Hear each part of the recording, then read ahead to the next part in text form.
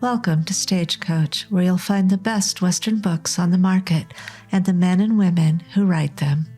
This podcast is brought to you by Dusty Saddles Publishing, home of the best-selling authors in the Western genre. This is your host, Ginger Winters. Join us as we continue the story of Zephaniah Mountain Man, Rocky Mountain Maturity by Mike Mackessy.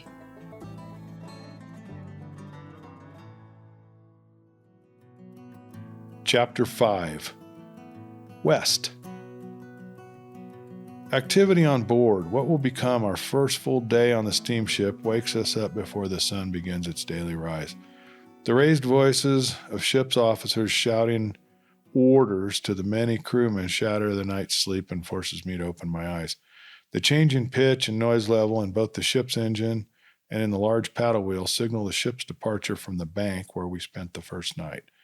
I feel the change come over the ship. It begins with feeling the increasing vibrations radiating from the living machine, spreading through the ship's wooden decks. I don't want to try and help, only to find myself in the way. Curious by nature, I will observe until I begin noticing patterns. I step outside the door by our two-room suite. The girls and Nate are still sleeping. The rushing and excitement from the last few days has caught up with them. I am amazed that through the obvious confusion and random appearing activity, progress is advancing. The loading platforms drip on the deck after the captain ordered them drawn in. No one can gain access to the boat or leave. All freight and passengers are on board, accounted for, and safely stowed out of the way. All hands turn to. Large lines freed from trees on the riverbank, cast by hand onto the boat's deck, free the ship. Deckhands roll the large ropes as they pull them aboard. The unfamiliar noise emanating from the engines lowers to a deeper pitch. The ship is alive and moving. I can feel the change through the soles of my boots. A loud boom thunders through the boat. The pitch deepens yet again. Smoke begins belching from the twin stacks. A sharp bump staggers the ship. The wheel begins spinning, slowly at first, but obviously picking up speed. All of a sudden, the building noise stops, and for an instant, there is silence. Almost too sublime for my sense to register, and we're drifting. The ship pulls away from the shore. Curious passengers emerge from their rooms, heading for the common room, ready to break their fast. I watch as the dark and muddy water flows past. We are floating against the current. The captain, his first mate, and the river pilot begin their first of many busy days guiding the boat upriver. All three men stand in the bow, focused intently on the river, the boat, and our surroundings. Additional crewmen stand watch, stationed along both sides of the ship. Their attention to the small details is our insurance, our guarantee to reach our destination, hale, hearty, and whole. I'm surprised seeing the partial skeletons of boats that met calamity on the river. They're a reminder of how dangerous the trip can be. It strikes me that this is the closest I've come to having faith. I surprise myself. I have faith this boat will make the trip, that me and the girls with Nate will land safe and sound at Fort Union. I don't know the captain, but I have faith in Mr. Richardson's assurance that he will see us to our destination. This idea will take more thought, some real thinking, but for now, I need to check out our wagons and the stock. Life aboard. You have a deal. I'll hunt every chance I get. Do you ever see buffalo? I asked the captain. He and Mr. Richardson have sought me out, anxious to get fresh meat on board and in the galley. Yeah, we do see them, actually quite often, says the captain. Half of his attention is on me. The other half is on the river. He never relaxes. This is an assurance to me and my wives. Will the boat stop if I kill a number of buffalo while we're still steaming? When the ship stops in the afternoon to take on wood, you can hunt. Take a saddle horse and a pack horse. I can send men and horses to return with the animals you have bagged. We will overnight there, leaving after sunrise, says the captain. Deal, I said, holding out my hand to shake and make it official. Do you happen to have any more rifles on the ship? Can I look them over? That'll tell me how prepared you are in case of an Indian attack. We can do that any time during the day at your convenience, says the captain. All right. How long do you usually stop? How long does it take to load and stack firewood, I ask. If we need water also, it could be up to 8 hours or more. The steam engines use 375 gallons a day, and our tanks hold thousands of gallons. But if the pumps pick up too much mud, well, that's a big problem. Usually we can clean out the boilers after we dock when we have the wood stop each evening. So we'll be stopping every night? Yes, and the longer if the tanks, the pumps, or the burners need to be cleaned out. That should give me enough time to hunt, I said, concentrating on this news running through my head. Yes, agrees the captain. It is his best interest to keep the crew well fed. Okay, you have a deal. I'll help fight against the Indians and hunt for table meat for our agreed-upon price. Thanks for the opportunity. You're welcome. I hope you have good hunting. After shaking hands, I walk back to our room and tell my wives. They're both excited about the trip, looking forward to seeing the sights from the river and, of course, arriving at the mountains to continue our trek west. The captain gave us the second largest and elegant stateroom available. Mr. Richardson has the biggest room, called the owner's stateroom. Our room, actually 2 rooms, are on the second deck, called the boiler deck. That is the passenger area, keeping us out of the way of the hard-working crew, yet giving us access to the cabins and the dining rooms. On the boiler deck, fancy woodwork accents all the passengers' accommodations, including the stairs, the galleys, the parlors, even the walkways. This section of boat exudes an ornate appearance and an expensive feel by highlighting the detailed wood trim, velvet plush chairs, gilt edgings, and many extra ornate trimmings. Our cabin is large, with 2 rooms and 2 beds. The second room is a sitting room. Mornings and late afternoons, the galley, or to landlubbers the kitchen, serves extravagant meals in the main parlor. As a special guest, we eat supper at the captain's table along with Mr. Richardson. I pass most of my time in the bow with my rifle, a shotgun, and 3 horses ready for any sightings of game or buffalo herd. We shove off early every morning and tie off late every afternoon. An ear-splitting blast from the steam whistle gets the crew busy casting off or tying off the large ship. In both cases, heavy, thick, and wet ropes called hawsers secure the ship while taking on firewood and water. Dragging the hawsers aboard, crewmen coil the ropes in a tight spool, nice and tidy, out of the way. A blast from the whistle sends the ship on its way north. The ship carries an additional 20 passengers. 3 are experienced trappers. The best I can say about the remainder, they may make novice trappers. Those that prosper through their initial winter and return to the mountains will eventually find themselves somewhere along the transformation into apprentice mountain men.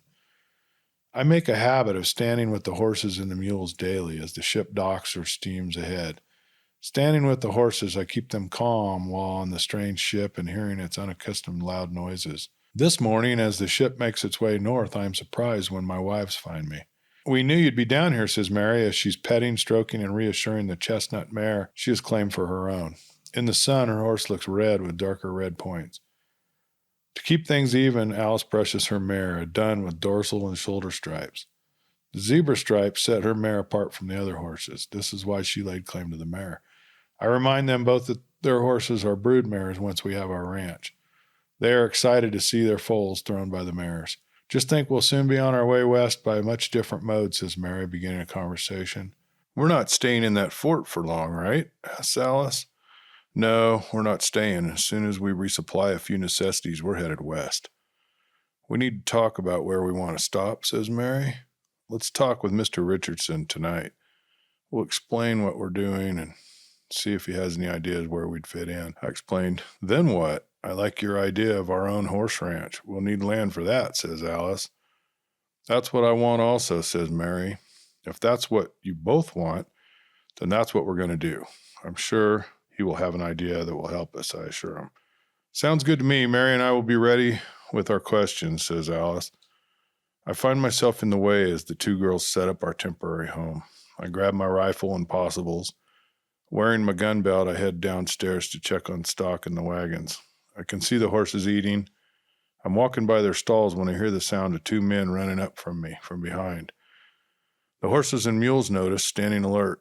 I stop and pivot, looking behind me while pulling a pistol with my right hand. My left is holding my rifle. The quick move stops the 2 young men following me. What do you want running up behind me like that? I ask them. They are cowering on their knees and both arms held out like they're offering me something. Don't shoot, mister. We ain't after you. We just want to talk to you, explains one of them. All right, explain, but I want to see your hands while you're at it, I warn them. We saw you come on board with your wife and a sister. We are just wondering if we could invite your sister to have supper with us. My sister? Yes, the dark-haired gal. You boys got it wrong. She's my wife. I married both of them, I offered. They're looking at me like I said something disagreeable, and they don't understand. Slowly, I see understanding cross their expressions. You mean to tell us you went and married both of them gals? Ain't that against the law? Why'd you go and do something like that for? It's a long story, and I don't feel like explaining myself to you. No, you may not take my wife to supper. I reserve the privilege, and I don't care if you like it or not. Now get, I tell them. They quickly walk away, mumbling to themselves. I replace the pistol in its holster and lay the rifle up against the wall. Now I can tend to my horses and mules. Every morning I need to clean the stalls, throwing the old straw and horse plop overboard and spreading new straw. I make sure they all have water and grass. Working my way along the stalls, I see intruders at the end of the stalls. I see other trespassers standing inside the stalls I made. There are 4 of them looking over my horses and mules. I've not invited you. Y'all best get away from my critters, I tell them, with a pair of pistols pointing directly at the 2 men in the stalls. My rifle is behind me, laying against the first stall wall. Easy now, mister. We ain't doing nothing, nor are we going to do anything. We're just admiring your stock. All these animals yours? Asked the older of the pair. I do not like the look of any of these men. I can see all 4 of them are looking for trouble. If that is true, I reckon they have come knocking on the wrong door. The years of frustration and recognizing all of my wrong decisions releases the anger I've tried tamping down within me. I know my faults and will not deny I have them. Right now, there's a fire in my belly. Bringing up my past mistakes brings that anger to a red boil. I'm afraid these 4 men will pay a stiff price for stirring that aggravation within me.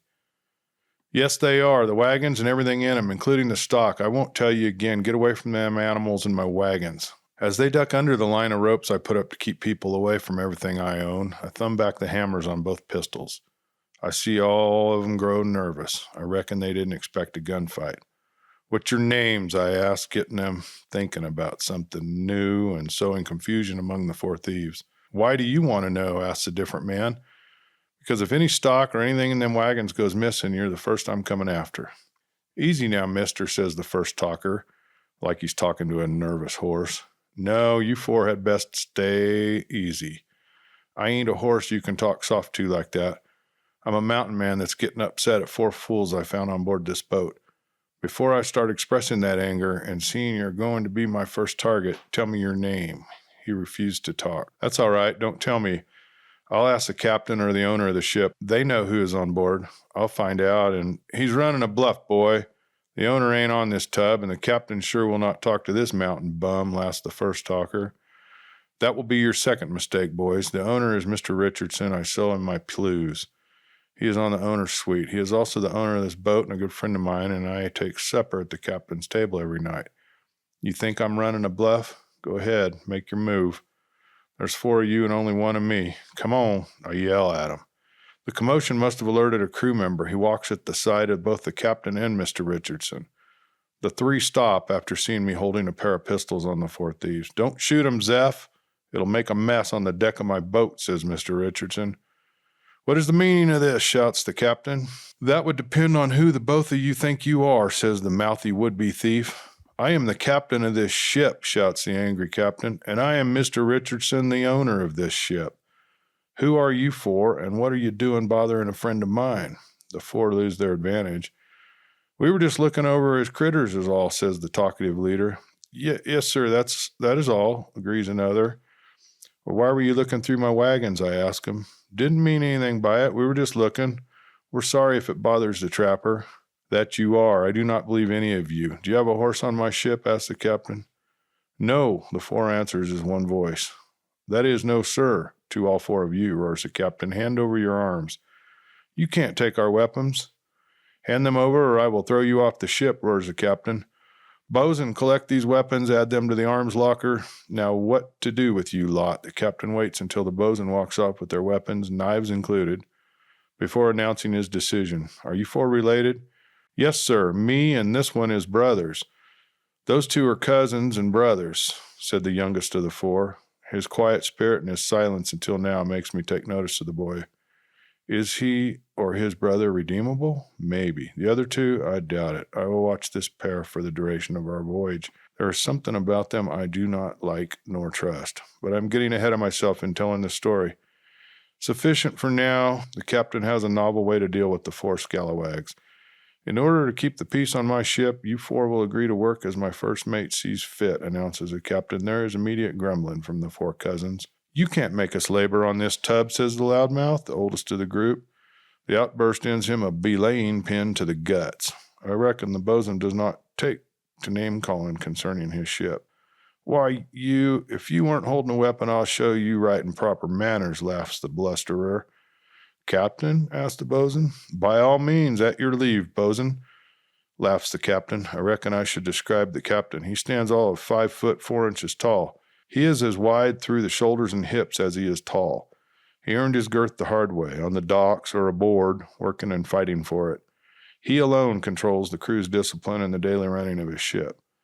However, if a crew member needs attention, all it takes is a word from the captain, and the bosun will settle the matter. The bosun is physically much different. He stands an even 6 foot tall. He's rail thin, yet tips the scale at 230 pounds. He may remind you of a beanstalk or a stalk of corn, and you'd be wrong. On removing his shirt, as he is doing right now, the crew is familiar with the scars and tattoos decorating his body. His body is held together by long, ropey muscles. These are muscles earned by steady and repetitious hard effort and exertion. He earned his strength over many years of sustained manual labor. His hands are huge, spanning over 12 inches. Each finger is as thick as a rope. When the bosun turns to face his mouthy opponent, the boor's mouth drops open. The bosun's head sits on wide shoulders. In place of a neck, he carries scarred muscle. As he loosens thick arms and powerful legs, the churl pulls a hidden knife. I will not allow weapons. Put the knife down, orders the captain. The first mate pulls back the hammer on the rifle in his hands. Sir, let him keep it, laughs the bosun as he lays hands on a pair of belay pins. The smile on his face would melt a smarter man's confidence, but not this fool. First blood and it is over, orders the captain. The lout spits on the deck. Fine, let it be on your head. Bosun, you may have your way, says the captain, nodding his head. With a laugh, the fool takes a step forward. The bosun does not rush to meet him. With his face revealing his best look of practiced disdain, he rushes the ship's officer. One sharp rap to his wrist by a belaying pin, and the knife falls to the deck. The bosun smiles, dropping both of his weapons. The oaf tries a swinging, balled fist. Throwing up his left hand, the ship's officer catches the clenched fist. The bosun stops the blow with one solid arm.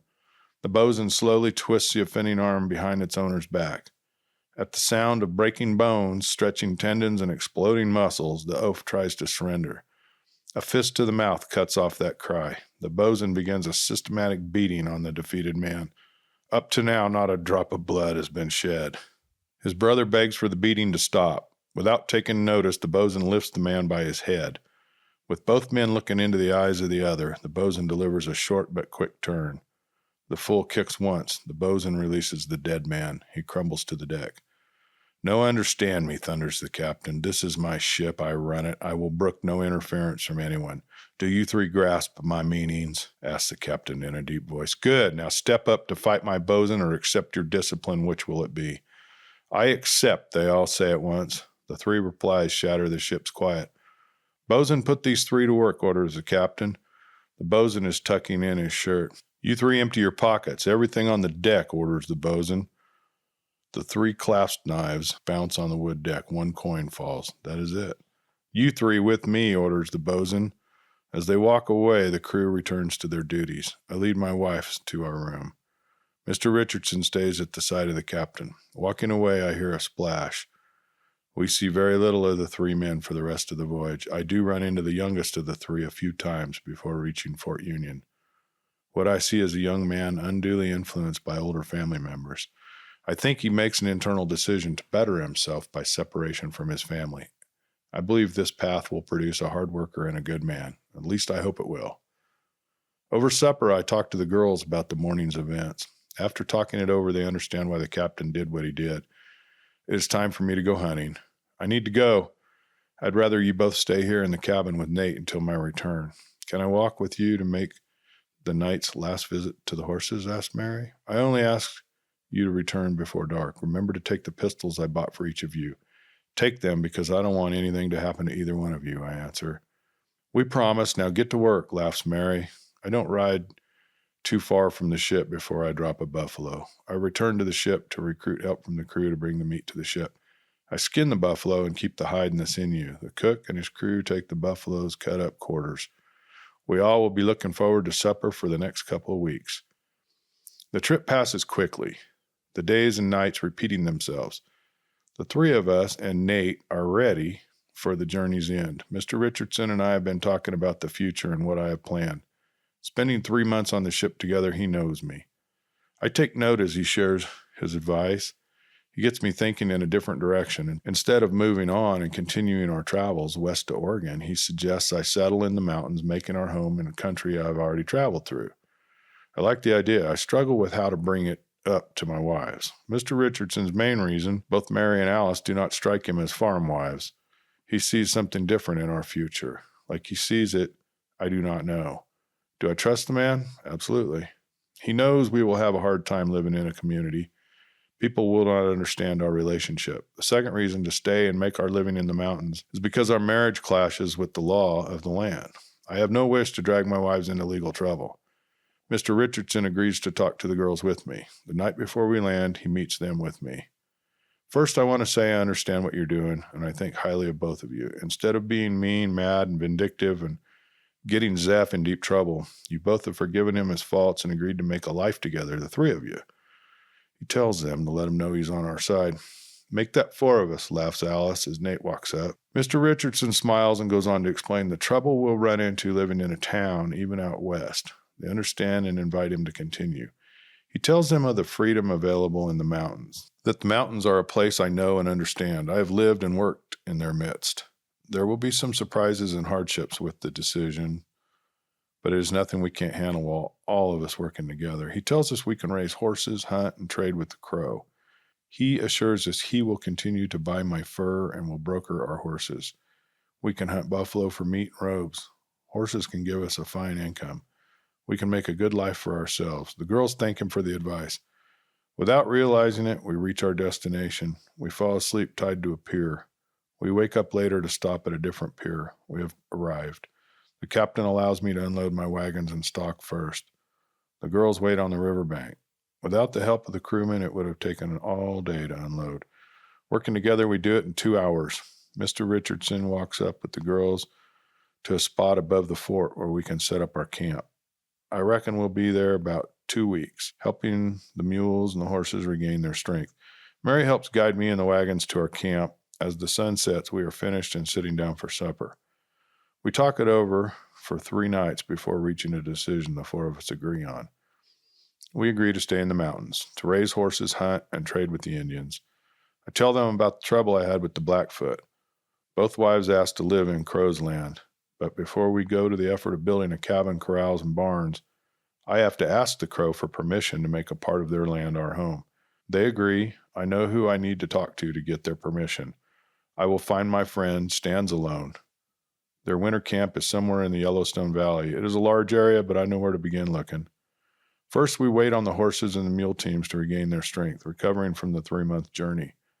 While waiting, the girls inventory our supplies to make sure our provisions in the wagon will take us through the coming winter. We have about 6 to 10 weeks before the snows begin falling.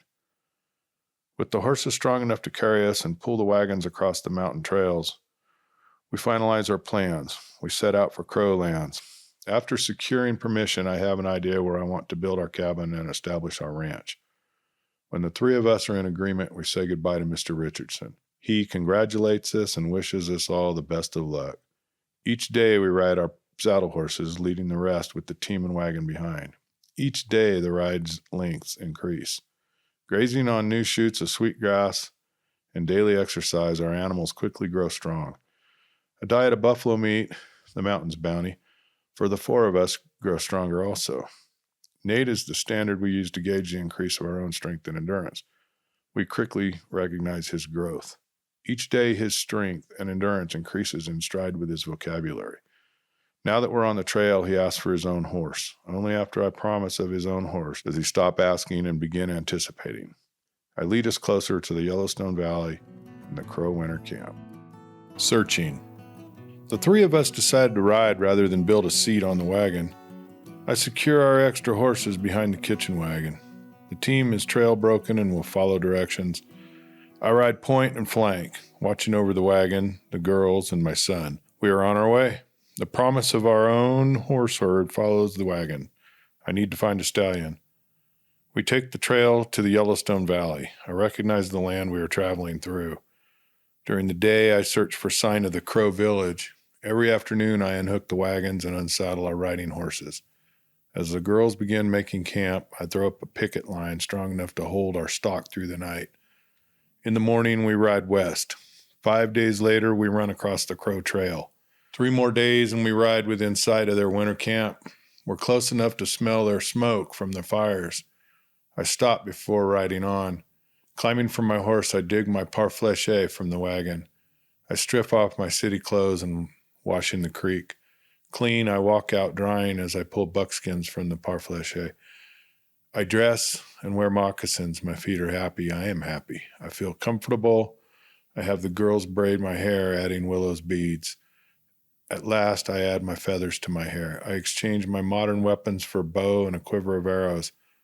As I dress, my stomach aches, except this time is good. I grow excited to meet my friends and family after so many months away. Dressed to meet the Crow, I remove the saddle from my horse. Climbing onto the blanket, I walk him to where I can see the village. I know they know we are here. I cannot help myself. Looking at the village, I release my war cry. This rouses the village. They line up to greet us. Following my nose, I lead my family into the Crow camp. Catching sight of the teepees and people, I hear Mary and Alice taking a deep breath. Don't worry, we're safe, I tell them. They look at me with a strange look. What? I ask. We do not understand what you said, says Mary. I must have said it in Crow. Sorry, I mean to say, do not worry, we're safe. Don't be afraid when the riders race at us. They'll stop before running us over. They need to see who we are before they'll be friendly. Don't touch a weapon, sit still, and I'll see us through, okay? I ask them. They cannot speak, only nod their heads. I ride my horse to the head of the wagon's team and wait on the warriors. They arrive quickly. I greet them with the sign of friends. Thankfully, they return it. I begin speaking in their Crow language, which surprises them. I am friend to the Crow. My name is White Eagle, given to me by the peace chief, Stands Alone. I am married to Willow, and my son is River Otter. I am returning to the mountains. I have heard the name of White Eagle. I know Stands Alone knows he is friend to White Eagle.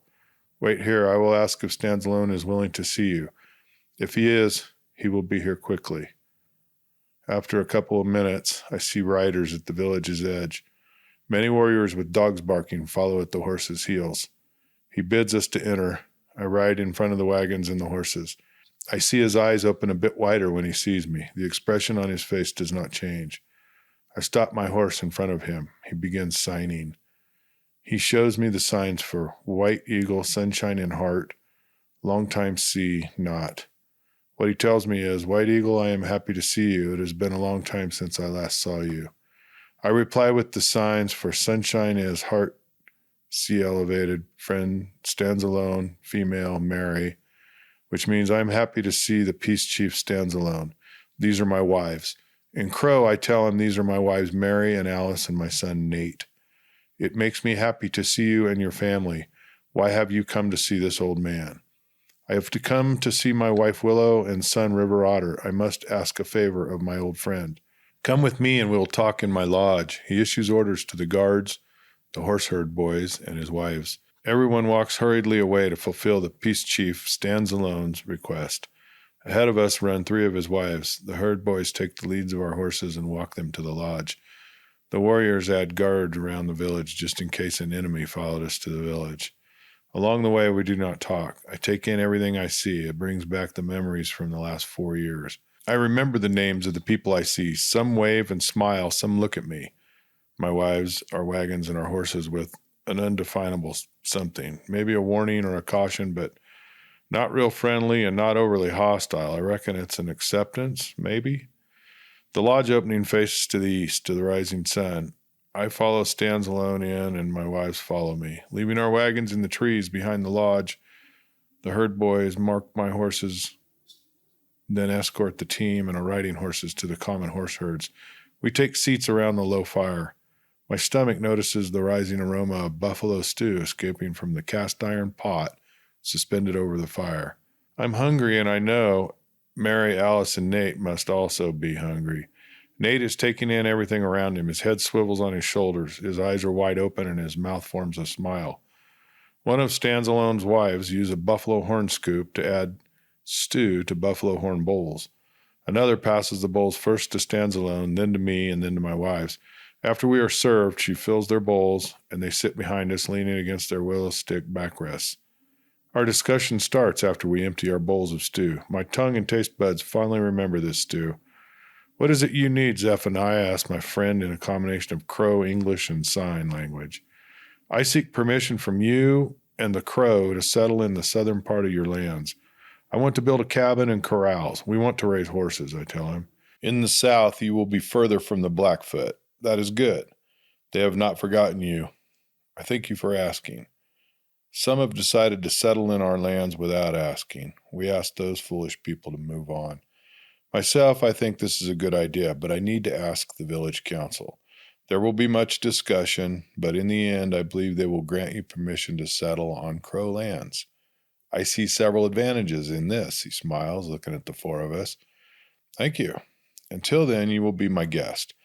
I will have a lodge made available for you and your family.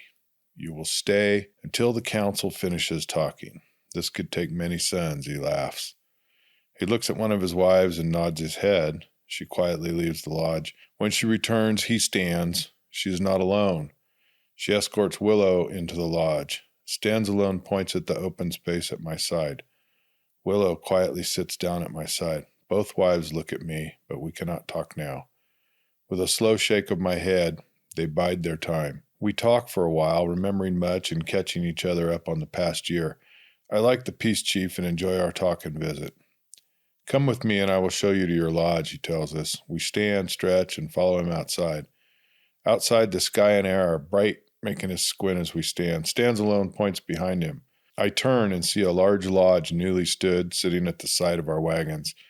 I recognize it as my old lodge. Willow must have stood it while I visited with Stanzalone. "This is your lodge. Stay until the council votes.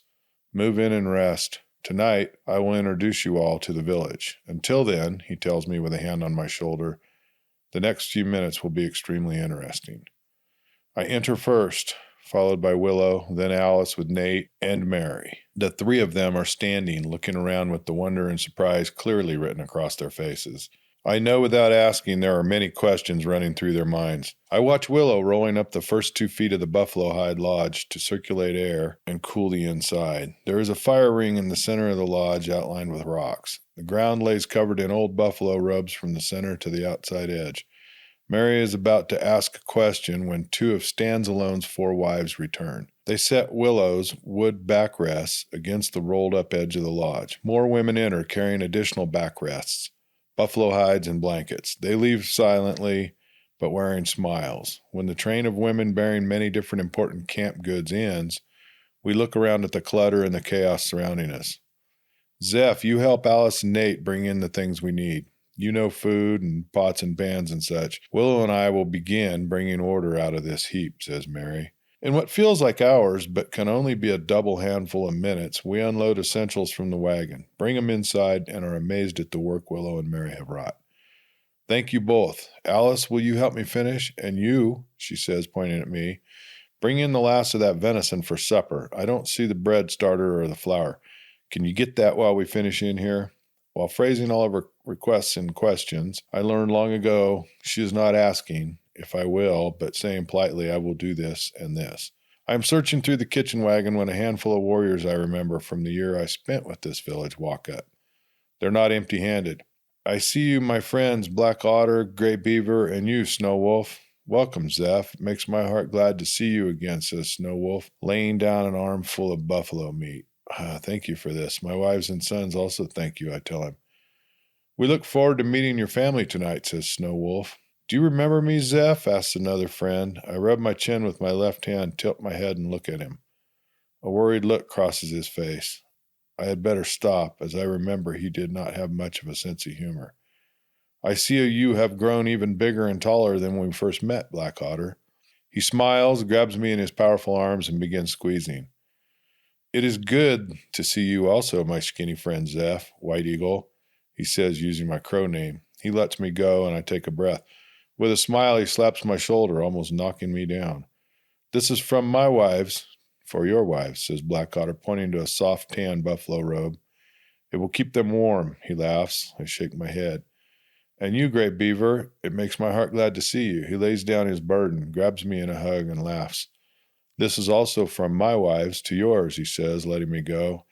I see a thick pile of buckskins with a pair of moccasins sitting on top. I begin, but Snow Wolf interrupts me. All that is necessary is accepting our gifts and giving us a promise to hunt together before you leave us, says Snow Wolf.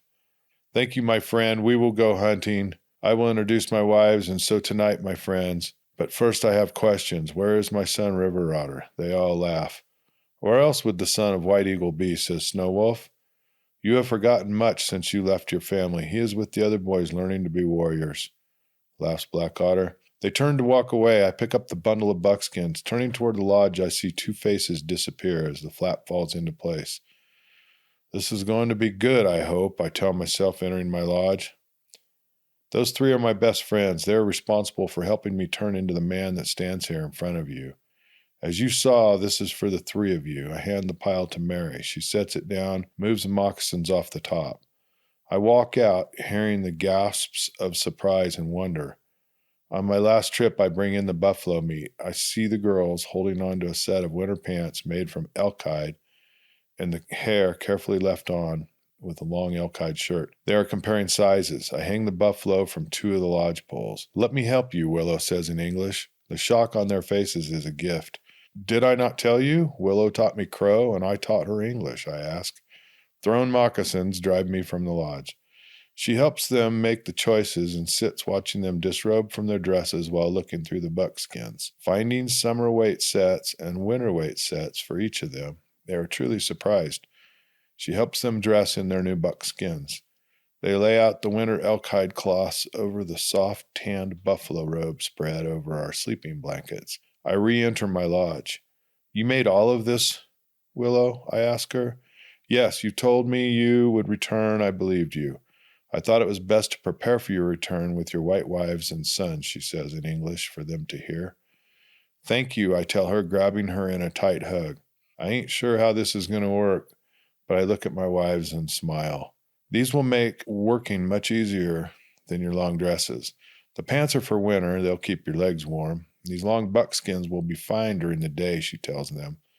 There is a scratch on the doorway flap. I open it. Stands alone and his youngest wife enter our lodge.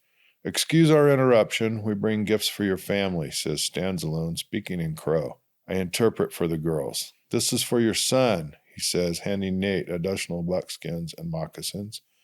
He hands me a pile of buckskins with moccasins on top. He hands each of my wives a soft, tanned black bear robe. These will keep you warm come the winter, he tells them with a smile. Last are two more soft, tanned buffalo sleeping robes.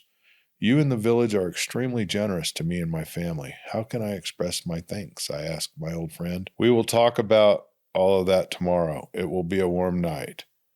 As the sun sets, join us in the center of the village as my guests, he says, turns and follows his wife out. We best eat and dress for the night, I tell them. Both of them look a bit nervous. I help each of my wives and Nate out of the lodge. Dressed in our new buckskins, we follow the villagers, drawn by the steady drums, to the center of the camp. Willow leads us to a blanket spread on the ground in front of the crowd. I can tell both of my wives are nervous. When Stanzalone sees everyone has arrived, he stands. The drums stop. All conversation stops. He begins addressing the village. I interpret for the girls. We gather tonight to welcome an old friend, Zeph, and his wives and son to our village. He has stopped to visit out of respect for his friends. He has a request for us, his friends. He asks permission for his family to settle on Crow lands. He wants to make a lodge to the south of us. We remember the trouble he had with the Blackfoot. I told him I will ask all of you. I know this is not quick or easy decision. I ask that you remember he came to us for permission. There have been others that did not seek our permission. I ask that you grant him this. I will ask that he and his family leave us as we talk, says Stanzalone. I stand up, I help my wives and Nate up, and with a nod to Stanzalone, we walk back to our lodge. Willow walks with us. Once inside, Mary asks me, "How long will a decision make?" "If it is like every other time, we will know tomorrow evening." "What do we do, go to sleep and wait?" asks Alice. "Yes, that is all we can do," Willow tells her. "Why did they give us all these gifts, Zeph? I know they're your friends, but this seems rather extravagant." "What do they want from you?" asks Mary. "All I can think is that they want me to join them in their annual buffalo hunt. They know I can take down more animals quickly with my rifles. Other than that, we'll have to wait for tomorrow," I tell them. Willow helps arrange our blankets and our buffalo robes. At first, I can tell both girls are a bit unsure about sleeping under the furry hides. But as the night grows cold, I see them both snuggled deeper under the soft tanned robes. Nate works his way between them, snuggling deeper into the warmth. He has a wide smile on his face. Taking a buffalo robe, Willow and I leave the lodge as quickly as we can. We lay down and begin talking, use the combination of English and Crow words. After catching up, nature takes over. As the sun begins rising, we sneak back into the lodge. We rise with the new sun. We eat and drink a pot of coffee before walking outside. We see the village is up. People are working, and I know Mary, Alice, and Nate want to see everything. I lead them in a walk through the village. The first Crow words the girls and Nate learn are an equivalent of help and good morning. By the time we have seen the village, all three know the words. We reach our lodge tired and hungry after spending the day exploring. As we eat, a messenger finds us. He leads us to Stanzalone's lodge. He and several elders are sitting outside waiting on us. It is late in the day, and we remember why we are here. We settle on the blanket laid out for us. "We have discussed your plan to settle on Crow lands. Not all the village agrees this will be a good thing. After much talking, we all finally agreed to allow your request. However, we have one request from you, and it is this. We will allow you and your family to settle on Crow lands, raise a family, to hunt, and to raise horses, if you all agree to winter in our village until mid-spring. Is this something you can do?" Stanzalone asked me. "I am agreeable, but I do not know how my wives will feel about it." "Can we go to our lodge and talk? We will return after we decide," I asked. "If you can decide before the sun touches the horizon, yes. Several warriors are leaving us to find the buffalo herd. Our hunt will begin soon. We will be busy after the sun rises tomorrow," says Stanzalone. "I agree. We will return before the sun touches the horizon." I help the girls and Willow stand and we walk to our lodge. "I am good with that, and let me tell you why. Please listen to everything I have to say," I tell them. I then explain how late in the year it is and I may not have the time to finish a cabin, a corral for the stock, and bring in our winter supply of meat. I explain how we can safely pass the winter by staying here. Plus, I explain how Willow can teach them the skills to flourish in the wilderness. Willow can teach us rather than having to learn it all on our own. I explain how and what I learned in the years I spent in the village. I explain that living in this village will teach them mountain life. If they decide it is too much for them, then I agree to take them back to St. Louis. The village is the best opportunity to learn and practice these skills before our lives depend on them. They listen to my words, ask a few questions, and based on my answers, agree. With smiles on our faces, a building curiosity, and looking forward to the unknown, we leave our lodge and return to talk with Stanzalone. The other elders are still there. I can see on their faces they did not expect us back so soon. I can see disappointment on several of them. They reckon we have declined and will be leaving. We sit and wait on Stanzalone. "My friends, what have you decided?" asks Stanzalone. "Peace, Chief Stanzalone, and you elders, we agree with your single condition. We will happily join the village for the winter and most of the spring. We thank you for the opportunity to learn the valuable skills we need to know to live in these mountains." "Thank you," I tell them. I'm glad to see the smiles on their faces. "My friend, this makes me happy," says Stanzalone. "Welcome to the village and to my family." I notice the confusion on the girls' faces. "I reckon I didn't tell you. Willow is Stanzalone's daughter," I say with a smile. Willow smiles as Mary lands a punch on my shoulder. The elders are shocked. They all relax when the five of us break out laughing. Chapter 6. Outlaw Trappers versus Nature. "I ain't afraid to tell you I do not like this plan. I only agree to go along with you because you said this will be easier than working. So far, it ain't been. And now you're telling us that we have to start trapping in order to blend in. I ain't gonna do it," complains old Tom, the laziest member of the 9-man gang. I told you we'd have to blend in with the trappers around us. Remember me telling you we'd need furs to take into rendezvous? We can't just show up at rendezvous without traps or furs. No one will talk to us, let alone deal with us. Nor will they believe we're trappers, said the leader of the gang. His name was Brett. I remember. Do you remember what I said we need to do? I told you it'll be easy for us to find a group of trappers, kill them, and steal everything in their camp. Then we can go to this rendezvous, says Jones. He's a partner to Brett. You didn't pay attention then, and you ain't paying attention now. First off, we have to find them. While we're riding through these mountains, we need to watch for Indians and wild animals. Then old Tom cuts off Jones from explaining his plan. He can hardly abide that loudmouth on a good day, and the morning does not promise a good day. I ain't afraid of any Indians armed with only bows and arrows. You seen me shoot. There ain't a group of them savages that can stand against us. We're better armed and smarter than any old Indian scratching and living in the dirt of these mountains. You keep talking about all these beasts that can kill a man out here. Where are they? I ain't seen any of them. If you're truly out here, there's no way any creature can stand against my flintlock rifle and my 4 pistols. Besides, I have a big knife and my hawk. I think you've been listening to stories Maws tells them brats to keep them in line. I'm beginning to believe all those tales are made up by these ignorant trappers, says old Tom. One thing about old Tom, he ain't shy about telling you about himself, even if it does sound a lot like a brag. You are entitled to think what you think. I'll remind you of what you said later, laughs Brett. He is the only one in the gang who has spent time in the mountains, and that was in Kentucky, not the West. We're going to have to do it your way, Jones, says Brett. Well, why is that, boss? Because we spent most of our money on food during the steamship ride out here, and we need to eat and get powder for our rifles while we look for a trapper's camp we can take over, says the gang's leader, Brett. Now you're talking. Finding trappers ain't going to be hard, boss, says old Tom. No, it ain't. We camp off the trail leading from this store to the mountains. We set up on a trail and keep our eyes open. We find a company and follow them. We wait until they set up their camp before hitting them. That way they have done all the hard work, laughs old Tom. Any plan that saves him from manual labor is the one he's behind. We can try it, admits the brat. He is building up a hate for old Tom. Taking his suggestion makes old Tom look like the boss and not him, and that ain't right. He led this gang and will keep on leading them. This is his idea, and he knows they will make a lot of money from his deal. He vows to bide the time. There are many things that will kill a careless man high in the mountains, like they are. It will be too bad but necessary if the gang loses a member. There's still 8 men left. The thought brings an evil grin to his face. The others think he is agreeing or more likely suffering from the gas again.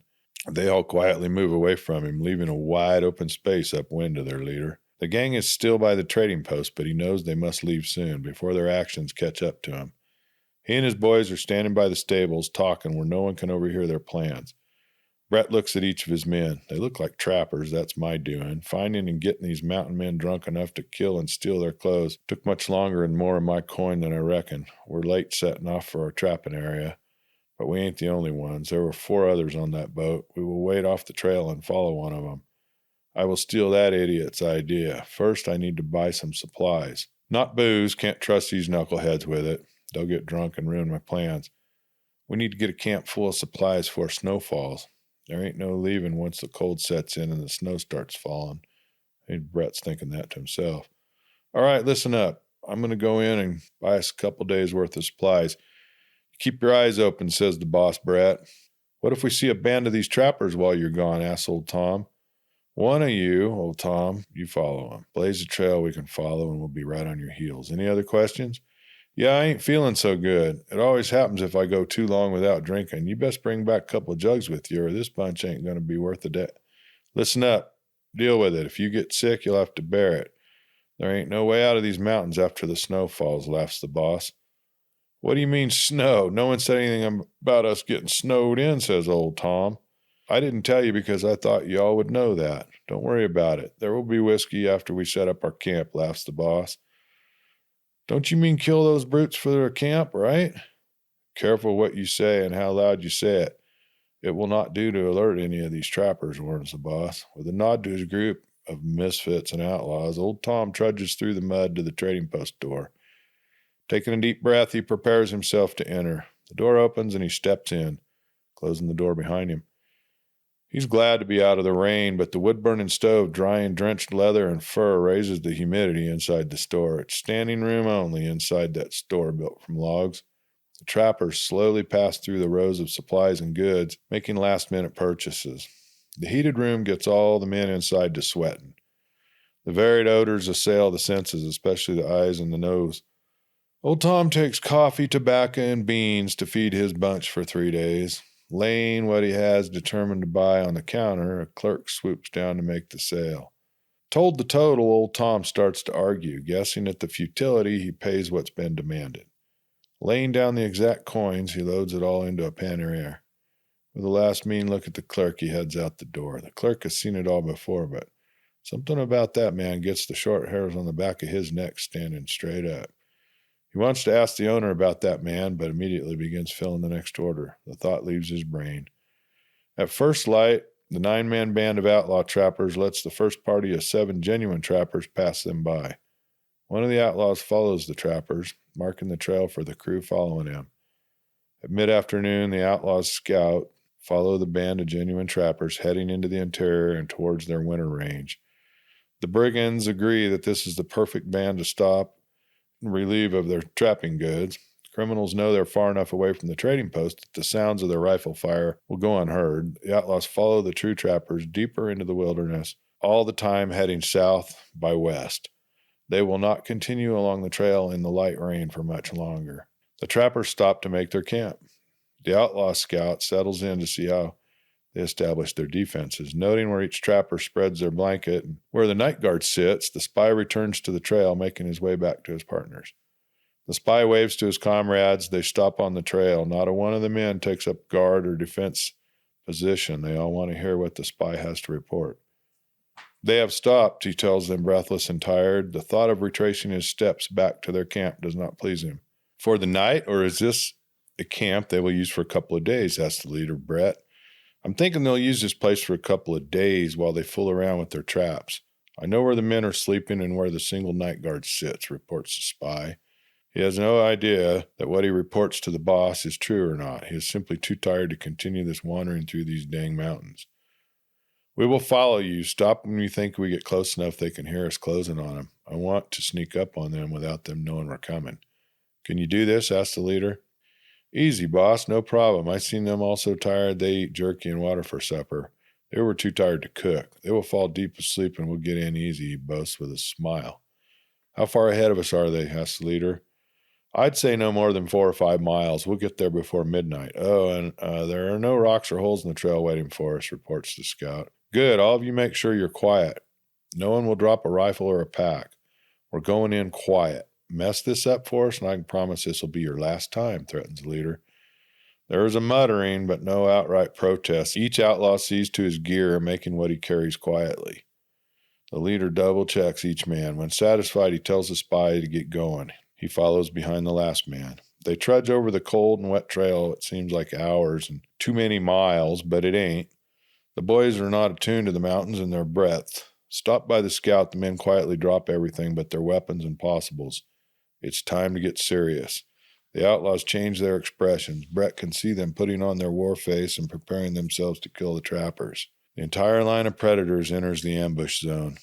The mountain man on guard duty sleeps exactly where the spy said he would. Jones kills him, bringing a knife slowly across his neck.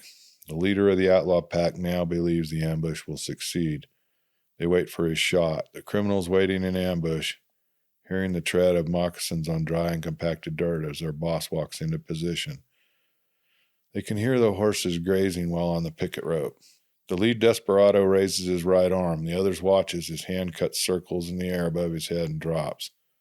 That is the signal. It's showtime. The leader shoots first.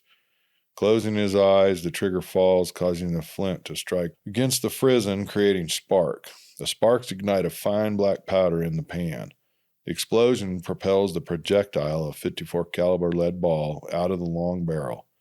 Accompanying the lead ball is a flame and a trail of gray, burnt black powder. The smell of sulfur. The lead ball strikes a trapper at the side of his head as he sleeps. There is no movement, no indication of a hit. Immediately, 8 additional flintlock rifles, add to the noise and confusion. Not all of the outlaws are as expert marksmen as their leader. Most of the trappers receive hits in the body. The wounds and unexpected surprise keep the wounded men in place long enough for the outlaws to pull a horse pistol and send an additional ball in the trappers' directions. Not one of the ambushed men needs a third ball.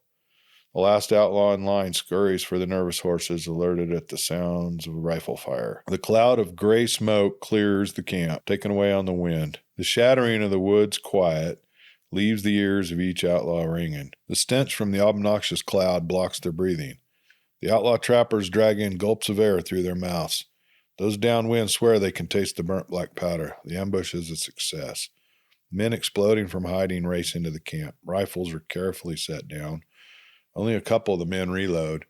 Survivors check each victim's conditions. There is no joyous celebration or yelling yet. These men have done this before. Practiced movements limit their extortion. Outlaws divest equipment, possibles, and weapons from bodies. Pieces of needed clothing and moccasins quickly stripped from the dead add to the growing pile of souvenirs. Necklaces, rings, and coins fall into a hat. A string of bear claws is a highly esteemed souvenir. The bodies and whatever's left behind roll downhill into a ditch, disappearing under dirt and rocks. Quickly soothing the horses eliminates accidents and allows the outlaw to settle into the camp.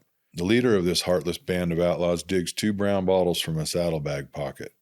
I wasn't going to let you boys have this, but we did a good job on the ambush. Consider this a small piece of your reward, announces Brett. Without taking a slug, he passes the bottle, one to his scout. Jones takes a second with a smile plastered across his face. I reckon this little will not hurt them. It just might help them. I'll reward them when we take over the camp, he tells himself. One man adds wood to the fire. Another throws meat over the flames. Did you happen to notice how much fur they had in their camp? Brett asked his spy and his scout. I remember seeing at least a dozen bales of fur. They had about 18 pack horses and plenty of supplies. I saw 2 deer and elk hanging in their camp, answers the scout. That will not last you bunch too long. We will need to find a few buffalo, says Brett. I saw a small bunch. We can hunt tomorrow after we make the camp hours. With the 9 of us working, we can make short work of a dozen buffalo. We'll get them hanging right quick, laughs the scout. The bottle comes back. Finishing it, he throws it in the tree line. The boss spreads out his blanket and outside of the camp. Those brigands have no idea of buffalo hunting nor the winter they're in store for, laughs the boss to himself before laying down for a couple hours of sleep. He ignores the drinking and the celebrating. That's about as much as I can expect from them tonight, he says to himself. Sleep catches a hold of him. As the boss reckoned, the gang sleeps late. On waking, the scout starts a fire. One of the outlaws cuts steaks from the back hip of the deer they found hanging in the camp. While he works, another one puts the coffee pot on the fire. The outlaws eat well the morning after their first raid. The only thing we're missing is a bottle of whiskey, complains old Tom, the troublemaker. You can celebrate again after we take a second trapper's camp and find us a wintering camp. There will be work ahead of us, but we can worry about all that later, says the boss, digging into a hot but half-cooked lump of venison. They eat and prepare for an early exit tomorrow at daybreak. All thoughts of buffalo and hunting forgotten. The trapper's camp. Has he gone, Seth? The camp's Booshway, the leader of these real trappers, asked his first scout, Joshua. Yeah, he walked off after studying our camp for a couple hours, answers the trapper scout. Reckon we should move camp? Not for a bunch of flatlanders pretending to be mountain men. We're in good position for the coming winter.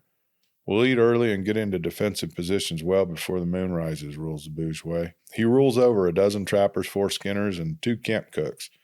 He's confident of the skills of the men in his company have earned through their years together. Do you reckon the old brush under the blanket ruse will work? Asked the outfit's segundo Elias, the second in command, right arm to the Booshway. Yeah, it just might work in the dark with these idiots. I want to keep rifle fire away from the tents. I do not look forward to patching the canvas, laughs the Booshway. Take them down and be ready to load the pack horses. This fight will make too much noise. I hate to, but we'll be forced to find a new camp. We're about to run out of beaver here anyways, laughs Dan. Even if we don't fool them, we can outshoot these flatlanders, laughs the Booshway longtime friend Jonah. Ain't never seen a pilgrim yet who can outreckon a mountain man. That goes double with our bunch, asserts the Booshway.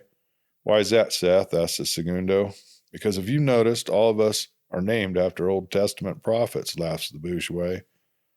I agree. Don't fall asleep on your watch. If you notice something, quietly wake the rest of us. I do not want to be surprised, orders Elias. His men nod their heads in agreement. They clean their camp after eating. Tonight it will be jerky with creek water while standing watch all night until the outlaws strike. This is nothing new to him and his men, but just because they have done it before doesn't mean they enjoy it. No, they'd all rather be checking their trap lines. After all, that is why they're out here. A couple blue grouse blow themselves up and drum as the sun sets. As the sun falls toward the horizon, many small birds rise up and fly to roosting spots. Several loud and obnoxious mountain jays add their squawking to the gathering cacophony. The trappers hear squirrels angrily barking at the noisy intruders trying to quietly sneak up the trail. The mountain men know the outlaws' approach. The outlaws have no inclination their attempt to ambush the trappers has been already failed. They do not recognize the signs plainly visible to those at home in the wilds. 9 outlaws spread out along the trail to face 18 men hardened to life in the great stony mountains. Each bandit intent on a set of blankets waits motionless in the silence around the camp. The boss outlaw raises his hand. When his men all see it, he drops it to his rifle. With hand over the lock, he pulls the hammer back. Several clicks stop the sound of nature. A voice shatters the quiet. "We'll let you live if you walk away now. I'm giving you only half a minute to decide," warns the true trapper's Booshway, Zeph. The outlaws look at each other. The questions are easy to see on their startled faces. Who was that? How did he know we were here? Now what? Can mountain men and trappers tell time? As the last question brings a smile to the face of the head bandit, hearing the true trappers opening fire on his men disfigure the smile into an evil sneer. To their Booshway, half a minute truly means only half a minute. The desperados never hear the clicks of the hammers on the trappers pull them back. The mountain men fire first. Several of the desperados trip their triggers as surprise moves their trigger fingers. Those shots are wasted. Outclassed, the criminals fall to carefully aimed and accurate rifle fire. The brash criminal leader Brett proves his cowardice by dropping his rifle and scooting out of place. When the shooting stops, he stands and runs in the opposite direction, north toward Blackfoot country. Every other outlaw lies on the trail dead or slowly dying. Waiting for the gray cloud to lift, the trappers reload. Only then do they leave their hides to check on the proponent. The young outlaw from the steamships is not the last desperado still living. He looks up at the long dark hair and dark beard looking down on him. That cannot be a white man, he tells himself. Who are you? He asks the leather, fur, and feather-covered apparition leaning over him. I am someone you should have known better than to mess with. The boy screams when the trapper grabs a handful of his hair. What are you doing? He asks. Taking your scalp, says the specter, looking down at him. He feels the cold as the knife's blade slices across his forehead. No, he cries out. His last words fall silent. Thankfully, he is dead and does not feel the knife slice fully around the top of his head. The trapper stands tall, holding the long blonde scalp in the air as he releases a practiced and eerie war cry. The cries and sights of his younger brother are too much for the next outlaw fixing to meet his maker right shortly. As he feels the cold of steel on his forehead, he succumbs. The woods fill with the victory cries of these mountain men. This is their world. In their world, they are the victors. You do not want to be on the side opposed to the victors. The single cowardly outlaw fleeing for his life refuses to look behind him, nor does he spare a thought for those he left behind. He crosses creeks without stopping for a drink. He races, expecting to outdistance what lays behind him. But will I? Can I? He asks himself while running, not expecting any answers. Leaving behind nothing. Load our horses. We've made a lot of noise. We need to go. Joshua, do you think you can back trail them and find their camp or their horses, orders the Booshway. That will not be a problem with these pilgrims. I'll find them, answers the confident scout. Remember to cover our trail on your way back, he orders. We'll be moving camp as soon as you return. I say we head for the Yellowstone Valley. Any other ideas? He asks the boys. No one has a different idea. They will move their camp south, heading deeper into the Yellowstone Valley for the winter. Brett's run comes to an abrupt halt as his head connects with a low-lying branch that escapes his notice. It lays him flat and out for most of the night. Coming to as the sun begins to rise, he wonders where he is and what has happened. Everything is a blank. He tries standing. Perched on his knees, he stops until the sky and the forest floor stop exchanging places. A furious dizziness keeps him on his knees, emptying his guts of everything. In minutes, after the dry heaves stop, Brett tries standing, again without success. He wakes again with the sky bright. He waits, watching the clouds across the deep blue sky. As his bright orb falls over the horizon, Brett stands. Things are as they should be, or are they? It is dark out, darker than he has ever seen a night. Wait, what is that persistent heat in his side, between his left hip and the bottom of his left rib cage? He takes a step, 2, then 5. The pain in that same spot builds at the same rate as the heat. He stops, opens his shirt, and sees blood, a wound, a hole made by a rifle ball. How did that get there, he asks out loud. Using his dirty shirt tail, he wipes blood from around the black hole, slowly leaking blood. The closer he gets to the wound, the higher the pain climbs. As a red-hot shiver passes through his entire body, drops him to the ground. He remembers the outlaws I ride with, the mountain men, the ones we were fixing to rob, the gunfight. They knew we were there. They fired first on us. I'm hit by a rifle ball, running. The understanding hit him across the head just as that branch did. Brett is young but can only guess at what it will take to survive. He packs moss into the wound, covering it with torn-off tail of his filthy shirt. The bleeding stops, but the heat builds and the pain throbs. He needs water. He gets to his feet. His feet move with a mind of their own.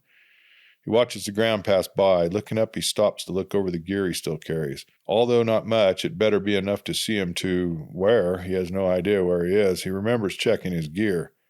On his belt is a knife. Over his shoulder are his possibles and a powder horn. That's it. He feels an itch down his side. He looks down and sees his shirt covered in blood. He needs to sit. His eyes open. He knows he has made a mistake. He allowed himself to fall asleep. He does not know where he is. He drops the bloody bandage, tears another from his shirt, and applies it over the leaking hole. He stands and gets to walking, thinking about nothing but water and walking, until he hears branches breaking to his side. He knows it's either men or animals. He keeps moving. At the creek, he stops. He takes his shirt off, dunks it in the water, and washes his side. As he wipes it across the hole made by the rifle ball, the fire and the pain hit him. He falls half in and half out of the creek. He drinks and washes the wound until the pain forces him to stop. When he wakes, the sun is almost down and there is a pool of blood in the rocks under his side. He pushes off into the creek. The cold water smothers the fire in his side. There are more breaking branches all around him. He drinks and stands. The woof and growl are unrecognizable and terrifying. He remembers the talk around the fire to scare the younger kid. He is now scared. He knows that noise is a bear. Taking on more water, he stands. The breaking limbs are getting closer. He starts climbing the closest tree at his side.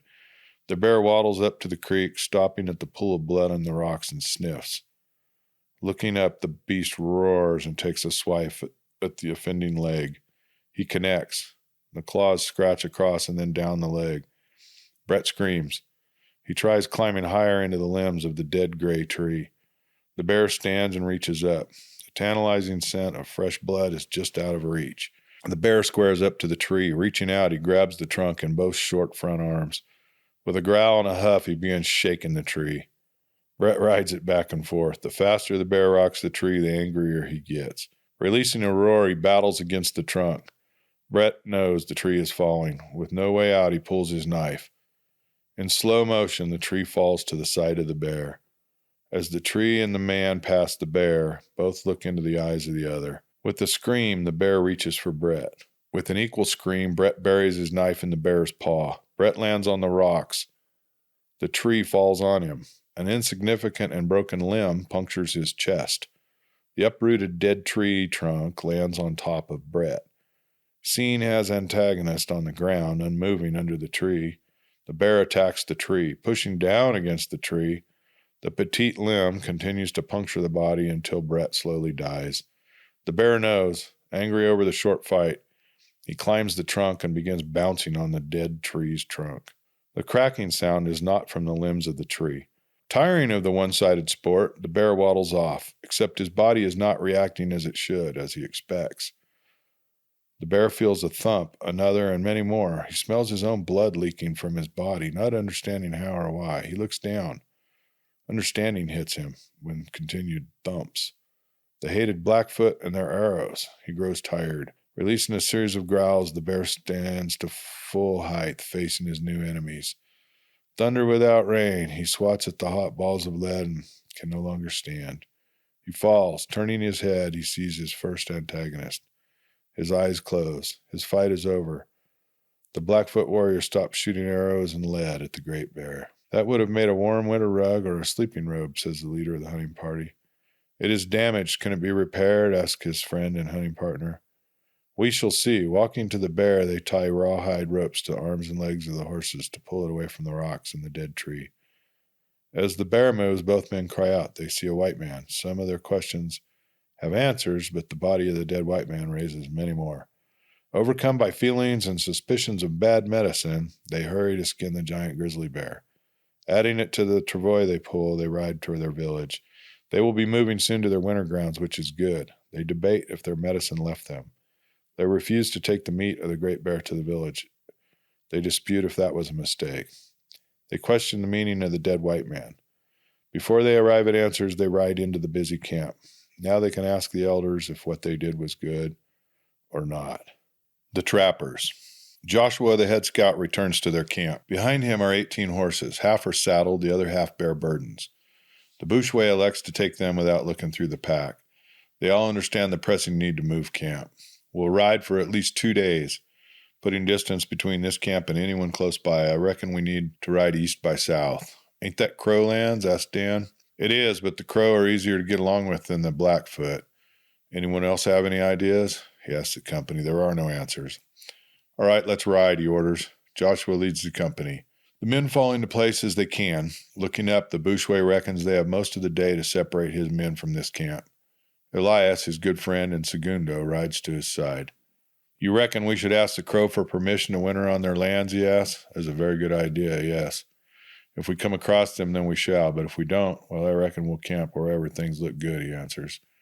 I can find their winter camp. I'm thinking we'll be safer with their permission. You're volunteering to ride to their camp and go in unannounced to ask if we can winter over and trap on their ground, asks his friend. In my head, thinking about it, things didn't sound as bad when you put it into words, but I think we should, admits Elias. Don't go getting killed on me now. It's going to take the 4 of us to lead this bunch. We will blaze the trail as we go. Hurry the best you can, my friend, and don't take any chances. Keep an eye out for Blackfoot. They are on the trails heading for their winter camps as well. You got my word on it, old friend, he says, sticking out his hand. The 2 friends shake.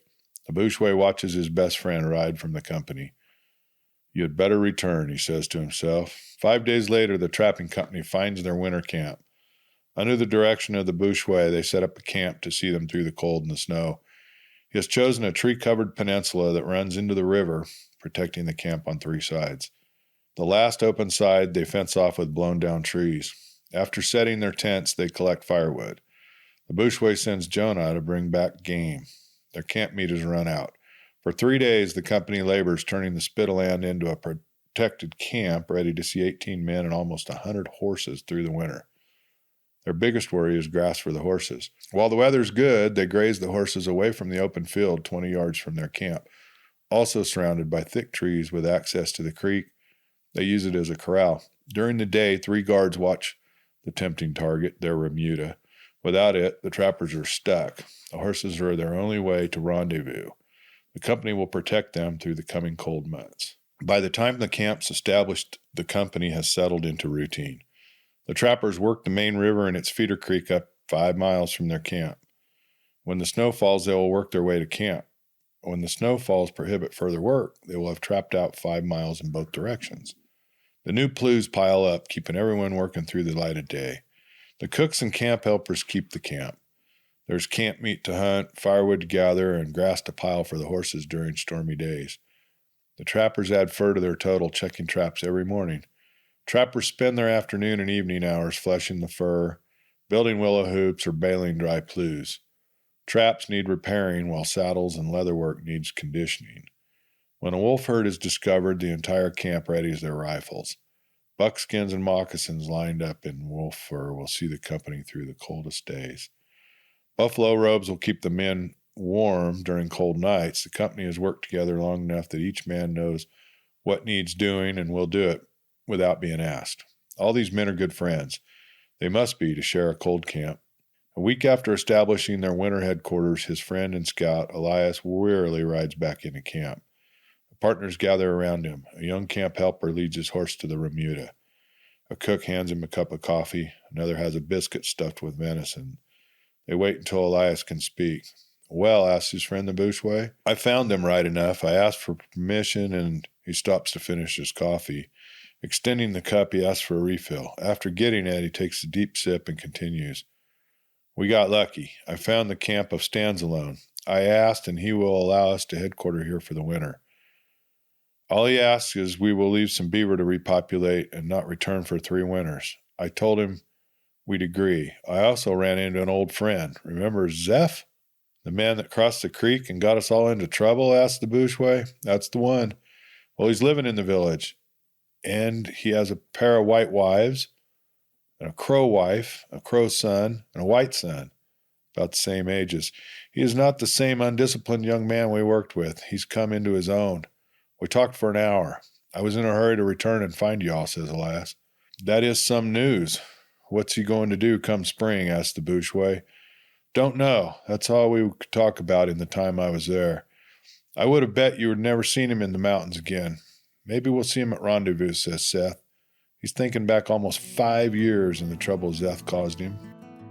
Chapter 7. Can't believe my eyes. We've been looking forward to spring. With the new season comes warmer weather and sunshine. Here in the Great Stony Mountains, we have sunshine in winter, except with the sun comes much colder weather, which limits the benefits of the sunshine. Today, with the sun rising in a clear sky, we know it'll bring warmth. We are taking a ride, all of us. Alice will be looking for the first of the morel mushrooms. Mary and Willow will be collecting herbs and greens, adding to an increasing collection of home remedies. Nate and River Otter both need the sun on their bodies. We will be riding our own horses for this trip and bring 3 to pull travois. Alice and I have convinced Mary that Nate will be safe riding his horse out of the village for the first time, just as the Crow and Willow taught him. I will be looking for fresh camp meat. Through the winter, I've watched over both the land and the critters around us. To me, it seems to be an easy winter, much easier than the first I lived through working with the trappers. We're taking this trip before continuing our journey south, looking for the right place to establish our home. There is a lot of work ahead of all of us. I worked through the winter on the various projects needing completion before we can separate from the Crow village. I am thinking and not really keeping my entire attention on the trail and the trees around us. My ears alert me to the first warning. I stop my horse using my knees as I taught him. I turn, looking behind me before either of my wives can ask the question I see in their eyes. Giving all 3 the universal sign for silence, they do not ask the questions I know they have. I point deeper into the trees, getting us off the trail. In the thick trees, I climb from my saddle and secure my horse. I pull my rifle from its scabbard before helping both Alice and Mary from their horses. Willow and my sons Nate and River Otter climb down on their own. I warn them all to be quiet. Each of them pulls a weapon. "What is it? What's wrong?" asks Willow, my Crow wife, always the more mountain savvy of my wives. "I hear shouting in Crow," I whisper. "Up ahead of us?" asks Willow. I nod my head while peering through the thick trees, trying to see.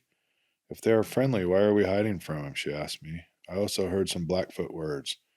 "Until I know what is ahead of us, we will all wait here." As soon as the words fly through the air, the sound of a battle checked them. Now I know why the small hairs on the back of my neck were standing straight. There's trouble ahead. From here it sounds like a fight between Crow and Blackfoot. We're friendly to the Crow, and we have avoided the Blackfoot, as Stands Alone advised. The squeals of mortally wounded horses shatter the mountain's quiet. War cries of Blackfoot warriors mix with the war cries of Crow warrior. I do not hear any shooting. I'm hoping the fight started quickly before the Blackfoot can ready their muskets. I know the Blackfoot have traded with the Hudson Bay Company their fur for muskets and possibles. If the Crow are not equally armed, the fight may turn into a massacre. You all stay here and protect our horses. Get your rifles and pistols ready. Remember, if you have to shoot, then kill. Do not wound. Just make sure your sights are on Blackfoot and not on the Crow. And do not shoot every weapon at once. Half of you shoot, the other half reloads. I will be back soon. I am not taking a side, just checking to see how this will affect us. Stay here, I tell them all. I check the caps on my pistols and my rifle. My weapons and possibles are ready. Using the trees, I move towards the sound of the fight. Judging from the cries of the wounded, the thuds of weapons, and the shrieks of horses, the battle is close, maybe too close. Warrior meeting warrior, I use the trees to hide behind as I move ahead. A wounded horse walks past me. I watch it fall to the ground. Underneath it, a warm red pool grows rapidly. It is a mortal wound. I keep heading toward the sound of battle. The closer I get, the clearer the war cries and the thuds of weapons grow. I slow my approach. It seems like hours, but has been less than a minute since I left my family. I time my moves with the sounds of battle. With both sides busy fighting, no one will notice me, I hope. That's my intention. A wounded warrior stumbles past the tree without seeing me. I watch him stop. He looks as if he is melting into the snow-covered ground amongst the trees. He leans against a wide tree. He is a Crow warrior. He looks up, sees me, and smiles. He is unknown to me. As I watch, I see his eyes grow dim. His spirit has left the body. Walking past him, I see the knife in his side. I take my eyes off him to look ahead. Then I continue forward. The battle still rages, yet not as loud, not as ferocious. I hear weapons hitting soft flesh and the grunt that swiftly follows. I see horses milling at the edge of the brawl. At this point, the conflict is close. A hand-to-hand melee. A dozen steps forward and the bodies begin. All are dead, showing horrendous wounds. I briefly stop at each man. I don't know why. I cannot render aid to any of them. 2 steps ahead and all my progress stops. I hear a ferocious battle cry, and it is equally aggressive answer. Sounds of weapons hitting shields are the final sound of this violent encounter. The confrontation stops with the sounds of buffalo hide shield ripping. A cry of victory. At the last, a cry of pain and frustration. A silence so heavy I can almost feel it settling over the scene. I step out from behind the tree. The combat site lies before me. One warrior stands over his dying opponent. I hear a wet, choking gurgle from the man on the bloody ground. Both combatants stare into the eyes of the other. The dying man shudders and is still. The victor looks up. Seeing me, he takes a step forward. I talk to the warrior who I recognize as a Crow hunter. Man as swift as antelope, I am not your enemy. I am Zephaniah from Stands Alone's village. Remember me. I am the white man with 2 wives living in the village. I married Willow, the daughter of Stands Alone. You sat at my fire, we ate buffalo, and smoked the pipe. Remember, you did not care for my coffee. Remember? I slowly ask him in the Crow language and with signs. As I explain, I see the red haze, the war craze, leave his eyes. As they clear, I see his body relax. I see the tension in his face loosen. Suddenly, the hawk in his right hand and the war shield in his left grow heavy. He sets the shield carefully on the ground against the tree trunk. Keeping hold of his hawk, he approaches the body of his dead enemy, a Blackfoot war chief. He pulls the knife from his belt, scalping the dead warrior. Taking his opponent's hawk and shield, he releases a war cry laced with exhaustion, victory, and pride into the crisp morning air. I remain silent as he walks to a horse. I can see from the feathers and painted decorations that this is a Blackfoot chief's horse. Man as swift as antelope leads it to where his horse is secured to a tree. Tying the new horse, he returns to where I stand. I haven't moved. I'm watching him. Do you want my help with loading your warriors onto the horses? Or are you taking the horses from your enemy, the Blackfoot? I ask him. Yes, I would like your help, but first, what brings you out here? Asks Man as swift as antelope. My wives and I are taking advantage of the day to ride. I am hoping to bring in some fresh meat. My wives are looking for herbs, medical plants, and mushrooms, I tell him in both Crow and with sign. Where are they? Back in the trees. I kept them safe until I knew who was fighting. A Blackfoot warrior is laying that way. We will walk no further. Let us join your wives. Do you have food? I'd like to eat before starting the work lying ahead of me. We do. Come on, you're invited to share our meal. Pleased and wearing a smile, we start walking. He stops, bends down, and stands with a canteen. Bending down again, he cuts off a strip from a clean shirt. Antelope tries washing most of the blood from his hands and face. Inwardly, I'm grateful. I'd rather my wives not see his victory face. Done the best he can, we walk the short ways to the girls. They meet us standing with rifles leveled our way. It is good you meet the unknown prepared like this, Man as swift as antelope tells them in both English and using signs, which earns him a genuine smile from all 3. On seeing Nate and River Otter, Man as swift as antelope walks to meet them.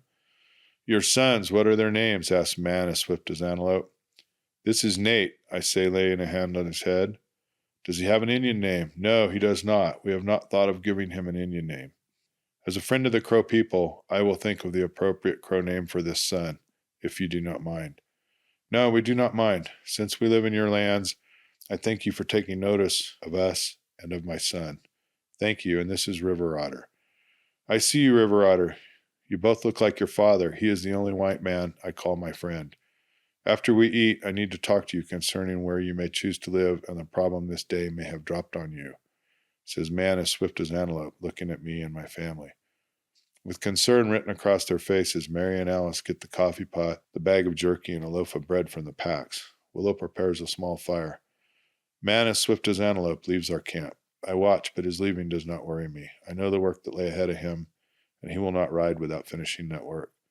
We have a fire of small sticks surrounded by rocks heating the coffee pot, supported by 3 flat stones.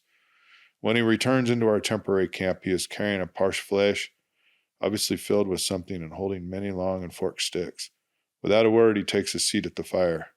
Man as swift as antelope dumps the bag's contents into a large flat rock. It is a chunk of mystery meat. Man as swift as antelope contributed to lunch. He cuts the chunks into slices. Threading a wood skewer through each slice, he hangs all of them over the fire. A rock on the other end holds the skewers in place. Man as swift as antelope watches the meat, flips it as needed. When the coffee is boiled sufficiently, I pull the pot off the fire and pour 6 cups. Willow brings out 2 small containers fashioned from buffalo horn. One holds sugar, the other is condensed milk.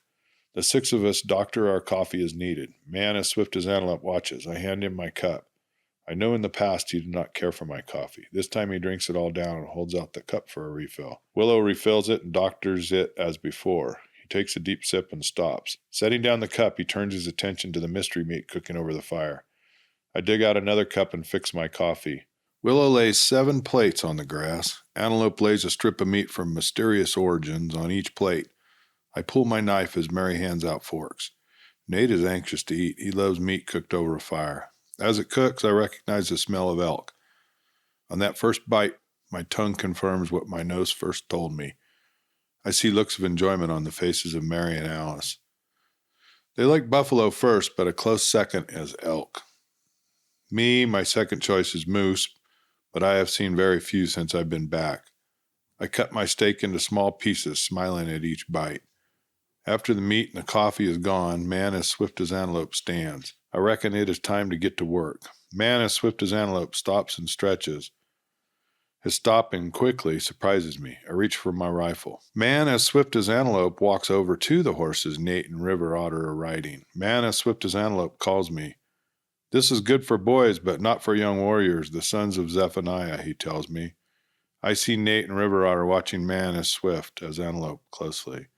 My 3 wives are all paying careful attention. This is a good first horse. You watch. My wives follow Nate and River Otter to us. We all watch as antelope works. Nate and River Otter holds the lead to their horses. Both smile wide, looking into the woods after my friend. I am surprised when man as swift as antelope returns leading 2 horses. Both horses belong to a Blackfoot warriors my friends battled.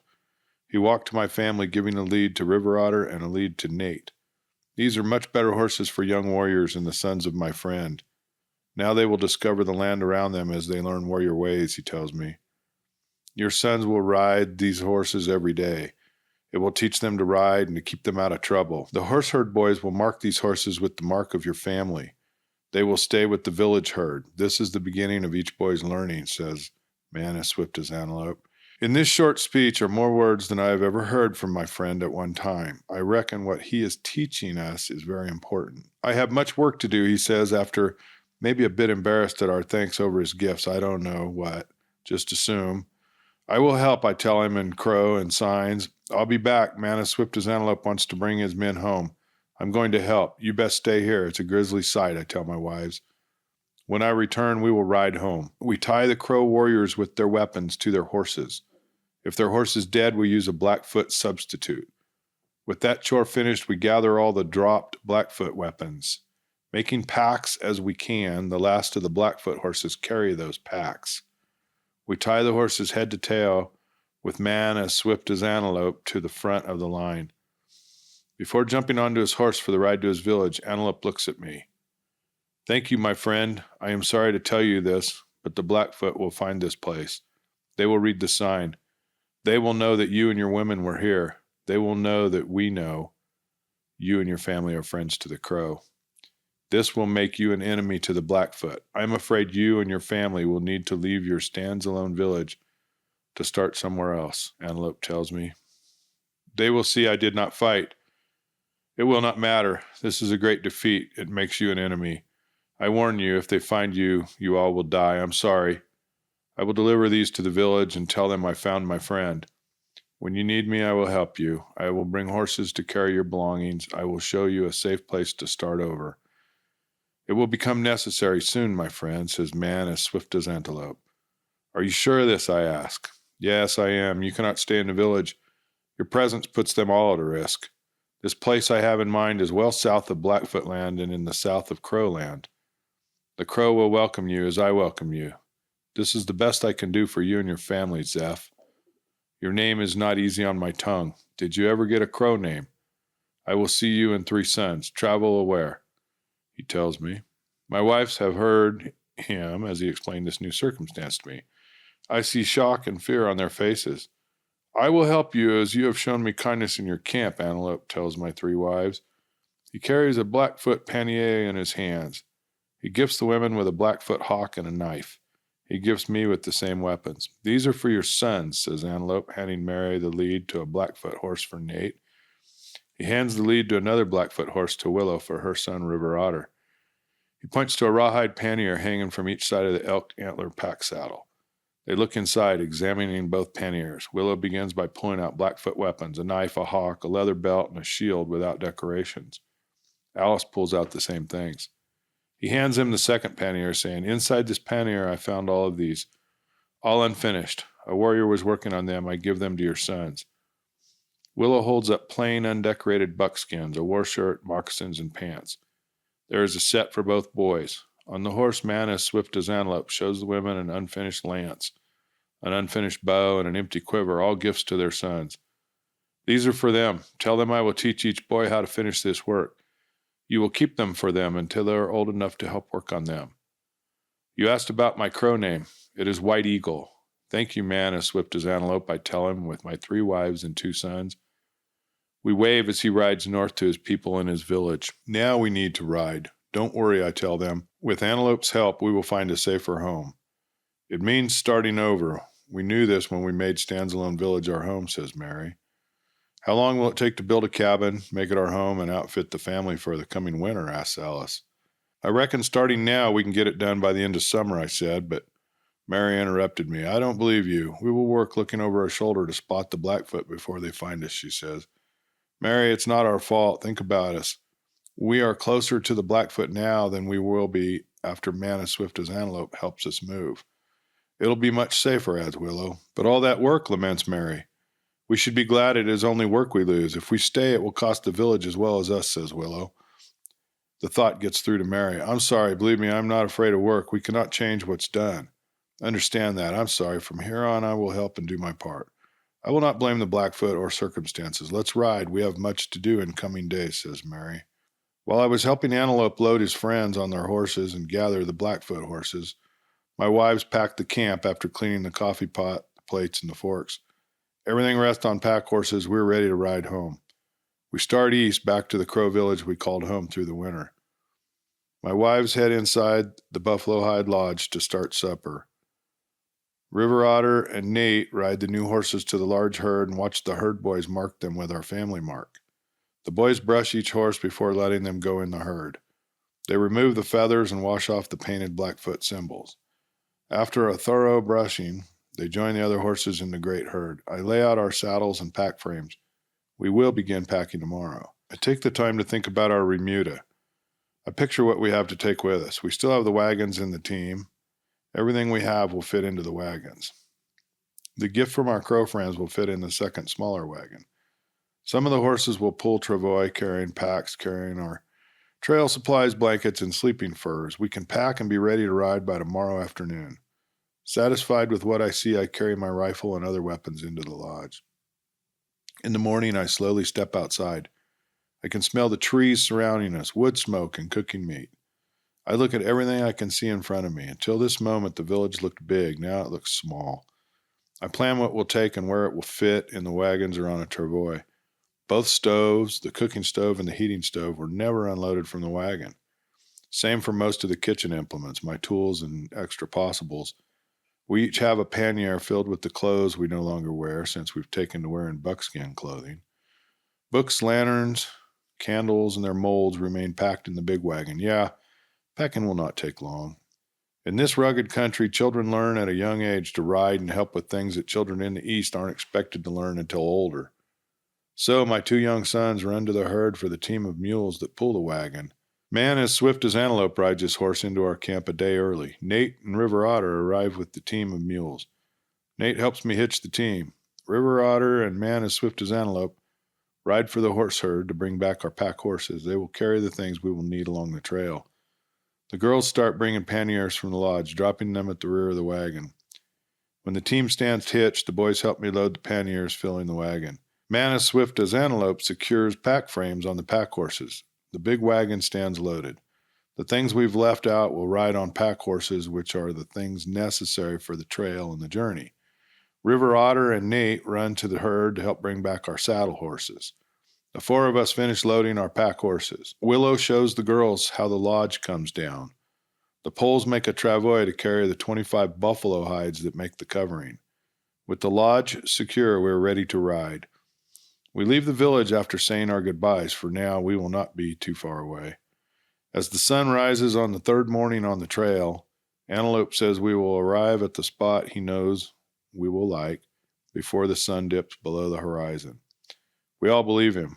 Confident, I climb onto my horse. River Otter and Nate sit their horses, ready.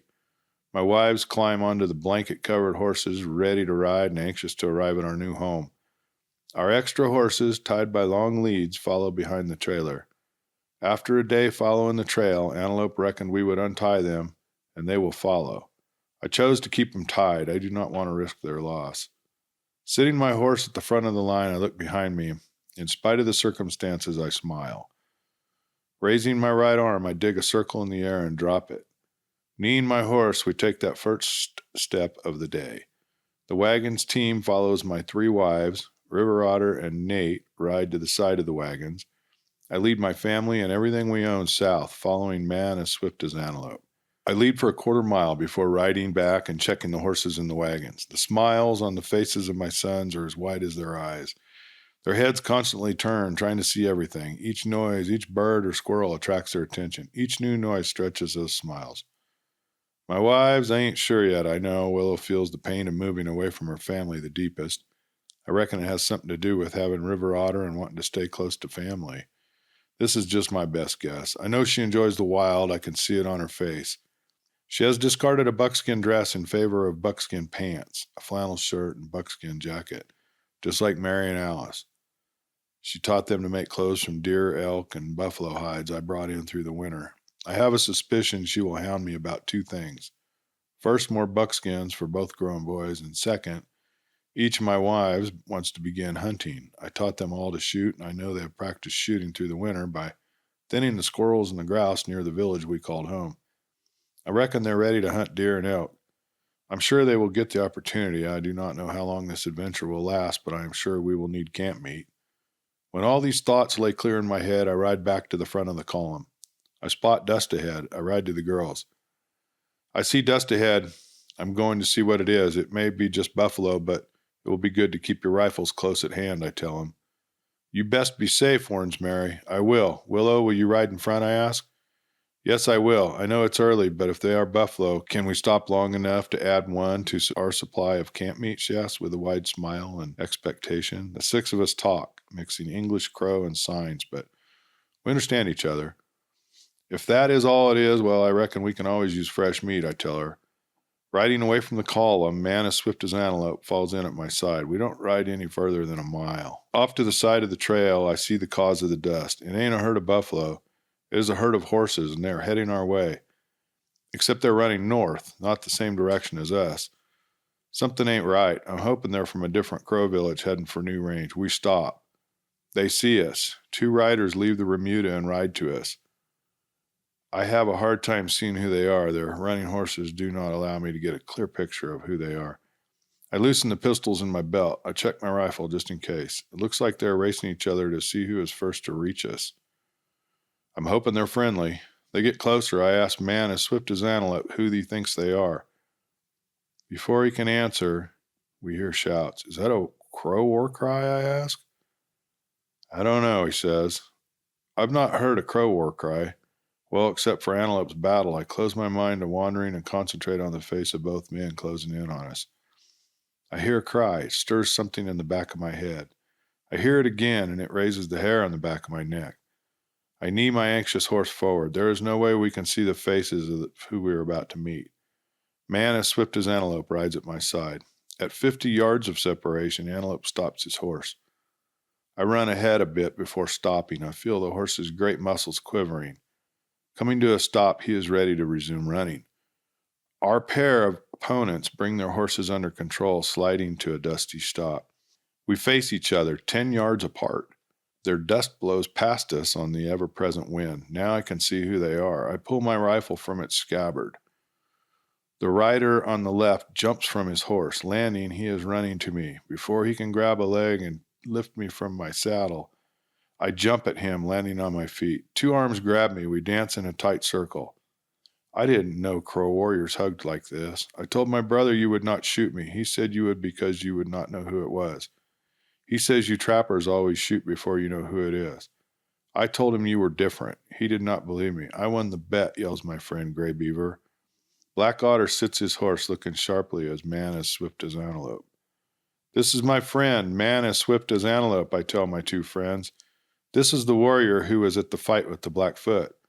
It is because of that fight we must move his family south, explains Man as swift as antelope.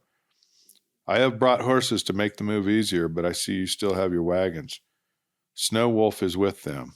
They are Blackfoot horses. If you cannot use them, we will return to the village with them, laughs Gray Beaver. I would like to look them over, my friend. I am looking for broodmares to begin raising horses, I tell him. You are right, brother. We will ride home with them, says the solemn Black Otter. Wait, I will buy 6 mares, then you can ride home, I tell my friend. Let's get them, says Gray Beaver. I wave to my wives, our signal all is well, before the 4 of us ride to the herd of 10 horses. Let me do this for you, White Eagle, says Man as swift as antelope. He knows which mares I want. He expertly cuts them from the others and gets them heading towards my wagons. Snow Wolf turns the remainder around and rides north to the village. Your friend did not stop for long. Was it me? Does he not like my trappers? I asked Gray Beaver. It is not that. The village is 3 days north. We have been gone 6 days already. He was recently married 3 weeks past. He is anxious to return to his new wife, laughs my friend Gray Beaver. With a wave, he and Black Otter ride for the herd heading north. We push the horses up the hill to the wagons. In a couple of hours, we come to a wide creek that flows slow. We follow it south by west until coming to a gravel crossing. The low banks are covered in gravel. Antelope takes the opportunity to water the horses at this natural crossing. Willow digs buffalo jerky from a parfleche, passing it around to all of us. I fill my cup with cold water and drink. I refill it for my wives. Antelope reaches down from the back of his horse in the creek, filling a horn cup. When the horses are ready, we continue south.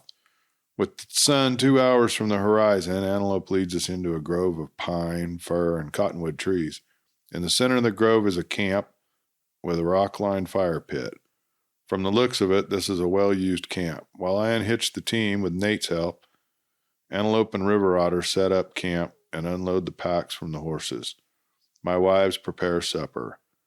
Man as swift as antelope makes a rope picket line anchoring each end around a tree. After unloading the horses and brushing each one, Man as swift as antelope and I walk to the camp and the fire. Mary has the coffee pot boiling and ready. She pours me and Man as swift as antelope a cup full and returns to the potatoes in her frying pan. Alice and Willow come to the fire with 7 large buffalo steaks on skewers. They set them over the fire. Willow watches them while Man as swift as antelope and I talk together. It will be best if you and your woman sleep under the big wagon. Keep your rifles close. I will sleep away from the camp. I know the trails and will guard through the night, he tells me. How far is this place you have in mind, I ask him. You told us one more day, I laughed, teasing my friend about his sense of time and distance. Meeting your friends and their horses prevented us from arriving this afternoon. We will be there before the sun stands midway in the sky. We go to the Sweetwater River and where the southern ridge of the Wind River Range meet. There is water, wood for fire, and plenty of game to feed your growing family. You can build your cabin. You can have the horses to pull the trees to where you want them. You will see. You will be alone. The Blackfoot will leave you alone. It is out of their range. Antelope assures me. As the fire, he explains to the women what we talked about. He tells them about the area and what to expect. His stories get all 6 of us anxious and ready to build our new home. Alice gets her chance to shoot a buffalo. It is not as exciting as she imagined it would be. In fact, the work outweighs any romance and adventure from the buffalo hunt. Man as swift as Antelope and I are riding ahead of the wagon, keeping a close eye on the land as we pass through it. Our crow friend sees the cow first. Pointing it out to me suggests this is a time for Alice to shoot her buffalo, as we can use the camp meat. I ride back for her. I see the excitement build in her eyes as I tell her. Do you wish to go? I ask my other wives. No, you two go. If you leave the trail, mark it. We will stop to wait for you, Mary tells us. We will not be out of eyesight. Up ahead, the land opens. Stop by the river and we'll call an early stop, suggests Man as swift as Antelope. All right, you two, let's go, says Man as swift as Antelope. The 3 of us ride ahead. We ride along the foothills within sight of the trail until Alice sees the beast. We leave the horses and proceed on foot through the thinning trees. We stop. I exchange my rifle for hers. My rifle will have more kick than what you're used to. It shoots a .54 caliber ball, while yours shoots a .36 caliber ball. I tell her, handing my rifle to her. I set the shooting sticks for her. She lays the barrel into the V where the sticks cross. The young cow stands crosswise to us about 50 yards away. Aim behind the front leg, over from and above the elbow. Do you see that clump of mud right about where I described? Yes, I do. Good. Aim for that spot. Put the front sight just at the top of that mud clump. When you got it, set the trigger. I hear the trigger click. Good. Remember what I taught you. Take a breath, release about half, and begin pulling on the hair trigger. When it falls, the small flash may surprise you, and that is okay. Hold the rifle perfectly still. The charge will go off, sending the ball to the buffalo. Keep the rifle still and your eyes open. My rifle is different than a flintlock, but you will still smell sulfur and feel the rifle kick. That is exactly what will happen. You may see a flash, but do not jerk. Stay still. After the cloud of burnt powder blows away and you have felt the rifle buck, and if all goes as planned, you will see the buffalo fall. It may bellow, but don't worry, it is dead. You hit it in the heart and the lungs. Do not get right up. If you watch, you'll see the sentinel cows turn and face out. They are the ones that protect the herd from danger. They may walk to your downed buffalo, but that is all right. Even if they smell the blood and get excited to the point of kicking or using a horn on your animal, don't worry. They will walk away. If we are meat hunting, those would be our next targets. After a few minutes, we'll stand and take a look. I will reload before we walk to her. Ready? She nods her head. Go when ready, I tell her. I watch her finger pull the set trigger. She does not flinch. Her finger curls around the hair trigger. I see her take a breath. From then on, she does as I told her. I watch the ball hit just above the piece of mud. The cow bellows and tries to step ahead. Instead, she crumbles. I watch her breath make cloud and stop. When her breath hits the cold air, it steams. I see the steam clouds get smaller and smaller until they stop. Only then does the rifle move. I take it, run a patch down the barrel, and begin reloading. Alice climbs to her feet. Ready to get it? A smile and a nod assure me she is. The sentinels notice the movement. They are backing away the closer we get to the downed cow. We look down on the cow now, and Man as swift as Antelope is standing next to us. With a smile, we pull knives and get busy cleaning our game. We lay big muscle groups on the hide, placed hair side down on the grass. Willow joins us leading 3 pack horses. On the horses are the panniers we use for hunting. The 4 of us load meat into the panniers until all that remains is offal and bones. The last pack horse carries 100 pounds of wet hide. We follow it to the wagon and the camp Mary and Willow have set up. The 3 of us wash in the Sweetwater River as Mary prepares back straps for supper. Waiting for supper, Man as swift as Antelope teaches us a better way to build cottonwood and willow drying racks. We load the racks and with sliced buffalo. We will refill our jerky bags tomorrow. After taking the back straps off the fire, we lift his racks over our fire. Now it is a matter of turning to dry each side, removing dried meat, and refilling the racks with more buffalo. Man as swift as Antelope and I divide the night between us. Man as swift as Antelope takes the first watch. He wakes me and I take over. Willow joins me. I help her at the fire, flipping dried sides out and filling our jerky bags. Come morning, we sleep. Man as swift as Antelope tells us the job will need one more night. We plan to spend the day and another night right where we are. The day passes quickly. Man as swift as Antelope and I divide the night as before, except this night Mary decides to join me. In the early morning hours, we hear noises in the trees. It appears to come from where we left the bones and the guts. The noise wakes Man as swift as Antelope. He makes his way quietly to the fire. That is a great bear, he tells us. I catch the urgency in his voice. It does sound like a big bear, laughs Mary. No, you do not understand. That is what the trappers call a grizzly bear, man, as swift as Antelope tells her. This announcement catches her attention. During our winter stay in the Crow Village, we saw many black bears, but no grizz. I remember the grizz from my time with the trappers. I worry for my wives, our horses, our camp, and our supply of meat. Drying strips of buffalo will attract him into our camp. Wake up Willow and Alice. Tell them both to bring their rifles, possibles, and both pistols. I tell Mary, grab yours as well. Hurry, but do so quietly, I told her. What is so dang important you need to wake me up and tell me to bring my rifle? And Mary interrupts Alice. You need to be quiet. There's a grizzly at the gut and bone pile.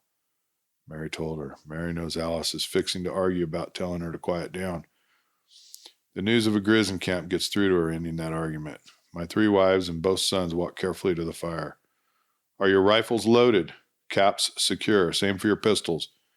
Do you have your shotguns close? I ask my wives. They are looking deep into the dark, trying to see the grizz in the trees. He is too far to see. That means he is too close, not to get ready. Now are your rifles and pistols loaded? I ask more forcefully. They all look at me and nod their heads yes. I want the 3 of you and both boys to crawl under the wagon. Keep your weapons handy, okay? I ask, receiving only a nod. Go, I tell them. They all walk as quiet as possible to the wagons and crawl under. All without an argument. Man as swift as Antelope and I wait to see what the grizz is going to do. Have you fought a grizz? I asked my friend. When I was much younger, I did. For me, that was how I became a man. A grizz attacked our village horse herd. I was a herd boy on night duty. I had my bow and a dozen arrows. When I saw him, I fired all of my arrows. Each one landed, but it took them all to kill him. He died before the warriors of the village arrived. When they arrived, I was standing over him with my bow. Did you make a stronger one after that? I asked. Yes, I did, he laughs. Through the night, we heard woofs from every side around the camp. There was only a small number of sliced buffalo strips drying over the fire. We decided to pull them off the fire and hang all the meat in camp high in a tree. I do not want to camp with a grizz running close by, but we can't do anything till sunrise. Come sunrise, and we have not seen the grizz. Willow slices and cooks hump steaks over the fire to break our fast. Mary makes biscuits, and Alice makes the coffee. Drinking her coffee, the boys and I break camp, loading the pack horses, then hooking up the team. I have the extra horses on leads tied behind the wagon and the team ready to pull the wagon when Man as swift as Antelope returns to camp. Did you see him? I asked my friend. No, I found tracks in his trail circling our camp. I could not determine where he went to sleep through the day. The quicker we leave and the more ground we cover, the safer you will be, he tells me. I agree, I tell him, climbing onto my horse. How far do we travel before reaching this spot? I ask him. We'll be there midday tomorrow without any more stops, he laughs. All I can do is shake my head. I lead the wagon south. I do not ride far ahead of the wagon and horses through this country. I notice women keep in front of the wagon. I see Man as swift as Antelope always moving, positioning himself around us. He has a feeling about the grizz. I need to ask him about that feeling. A day and a half later, we arrive at the foothills in the Sweetwater River. The sun is falling fast. We have another hour of light. We work fast making camp. Tomorrow we'll find the spot where we want to settle. The last couple of nights I know Antelope was nervous, but he would not say anything more about it. I know it is that grizz. I cornered him after supper. What about the grizz? I asked. He is behind us, is all he would say. Home. The rising sun promises a warm and clear day. I know we have left the tall mountains behind us, but we're still high in elevation. As I recall this country, we have reached the plain where we intend to settle. I can feel the excitement building as our journey comes to a slow end. I can see the same on the faces of my wives and both boys. The feeling of arriving is contagious. However, I was not expecting the greeting we face. Our first indication of trouble is smoke. We smell it before sighting a thin column of smoke rising in the warming air. At the edge of the tree line, I can see the sagebrush plain I've been expecting. We stop inside the trees. I feel the hairs on the back of my neck telling me something ain't right. We need to proceed carefully and cautiously. You wait here, man as swift as antelope, and I are going to check on what lays ahead of us. You all see to your weapons. Make sure the caps are tight in your rifles and your pistols. We'll be back directly, I tell my wives. I watch as they check the caps on their weapons. Only then do we turn to our horse and ride out of the tree line. We ride west, hugging the tree line. I ain't sure what I'm looking for and do not know what to expect.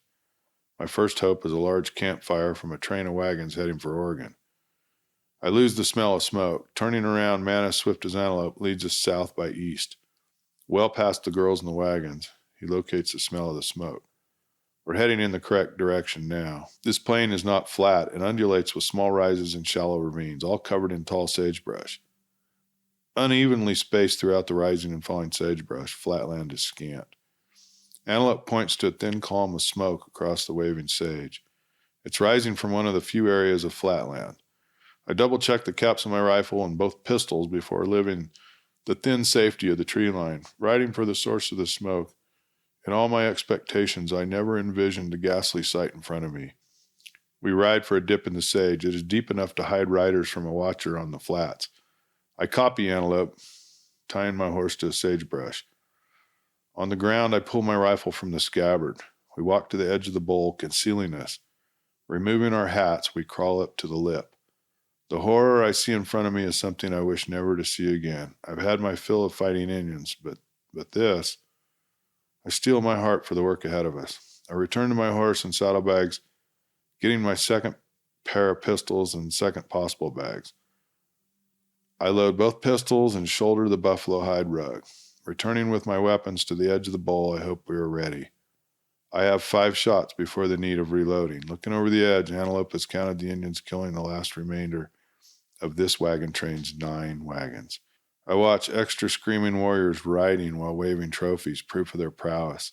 I see 6 Indians rummaging through the wagons and 3 more collecting weapons. We need to get closer. Do we run in or ride in, I ask myself. In a flash, I dismiss weakness and compare strengths from both categories. The fight is long over. We could wait them out, I tell Antelope. He rejects the idea, and he is correct. Slipping down the edge of the bowl, we climb onto our saddles. With a pair of pistols in hand, the second close and ready to take up, with my rifle hanging from the saddle horn. I am ready. Double check with my large knife and my hawk. Having done all I can to prepare, I reckon it's time.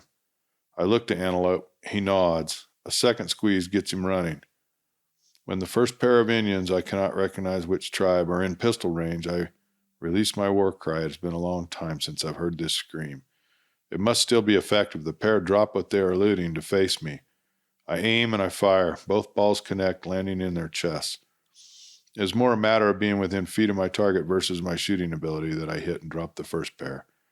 I drop both pistols and pull my second pair. There are 3 Indians standing and watching me turn my horse to face them. They see their friends, dead. I race at them. I can see their faces express what their hearts and minds reflect. I do not know why, but I shoot my second pair of pistols before they throw off their surprise and rush to fight me. But it's too late. I drop my second pair of pistols to grab up my rifle as Antelope sends an arrow into the chest of the third man. I turn my horse using signals delivered by my knees. We race toward a warrior. I pass 3 warriors with Antelope's arrows deep in their chests. I fire my rifle and miss. Although close, I cannot hold the weapon still. I drop it, pull my knife and hawk, and jump from the saddle to crash into the last warrior. The collision is harder than I reckoned it would be. When we hit, everything turns black. I'm on my knees with both hands filled with bladed weapons, but have no understanding of how or why. I look around me in a daze. I hear a waterfall in my ears. There are black spots in my vision. My head hurts. I feel a second collision. The warrior recovered before I could and has tackled me. By instinct, I grab a hold of him and turn. We roll over the grass, only coming to a stop when we crash for a third time. We have landed against the rear wheel of a wagon. Thankfully, I'm on the outside, with the struggling warrior gripping tight between me and the wheel. He cannot move his arms to land a bladed weapon in my body. I struggle, except the third crash brings clarity to my thoughts and hearing. I remember it well. With that memory comes a feeling of hate and revenge. All of this flashes through my aching head as fast as I can blink my eyes. I act. I thrust the knife into the side of the warrior. His back is protected by the wagon's wheel. I land a weak blow to his head with my hawk. I reckon it is enough. I feel him go limp in my arms. I let him go and untangle myself. Looking down, I see it was not me that killed him, but his own knife. Our bodies forced it into him as we crashed together. I take his hawk before looking for my discarded weapons. Stopping, I take a look at the ground around me. I see another pair of warriors with antelope's arrows in their chests. They were more warriors than I saw at first. I walk to where I think I dropped my pistols. I find all four, and with more walking, find my rifle. Thankfully, what I do not find are more warriors. Still rattled, I take a seat on the trunk thrown from a wagon on the ground. I reload both pairs of pistols in my rifle. I fill each hole with a charge of black powder and 54 caliber lead ball. After adding a cap, I am ready. Standing, I walk to make sure each warrior is truly dead. In my head, I hear the words of old Booshway. Dead Indians kill more trappers than live warriors. I also take all their weapons. Wearily, I climb onto my horse. Things look more natural, more familiar when I'm setting a horse. I do not like what I see. I have a decision. Do we take the time to bury the dead and make my wives worry? Or do we fetch them and subject them to this horror? I turn my horse in circles looking for Antelope. My heart falls when I do not see him. Antelope, where are you? I call out. Here, White Eagle. Are you healthy? He asks, laughing. I am bruised, bleeding, and sore. He is fine, unmarked as he was on waking this morning. I remove my hat to wipe my brow. This reminds me I need a new bandana. Looking at my hat, I notice a new hole. I do not remember being shot at by any of the warriors. I did not find a rifle or a pistol. How did this happen? I replay the fight in my mind. It did not come from the first pair, nor the next two. It must be from the last man. But when? Before we crashed together? When I was racing towards him? Did I take my eyes off him? I must have, or did not recognize the shot when he pulled the trigger. I need to go back where we fought. I tell Antelope about the hole in my hat. We ride back. Climbing from my saddle, I hold the reins and lean my horse as I walk the ground where we fought. It's not in the grass. Has to be somewhere. I look under the wagon. I laugh out loud as I pick it up. The laughter stops on seeing the blood stain at the end of the wood grip. I reach up, take off my hat, and run my hands through my hair until I touch a tender spot and see stars. My hand comes away red, wet in blood, my blood. Then I remember everything turned black for a bit, until the wagon's wheels stopped rolling. The pistol turned everything black. I looked it over. It was like a pair in my belt, a Harper's Ferry Model 1805 flintlock, single shot, muzzle-loading pistol converted from flintlock to use percussion caps. I will clean it and add it to our weapons. I wonder where the warrior got it. Maybe like I did, a souvenir from a fight. Having settled that question, we ride to the wagons. I must look for survivors. Several of the canvas covers are burning. I let them burn while I look for survivors. There are none. Not a single person from that 9-wagon train lives. I'm sure my wives are worried. Antelope sits his horse waiting on me. Using my knees, I veer my horse north. We ride together to where I left my family in the wagon.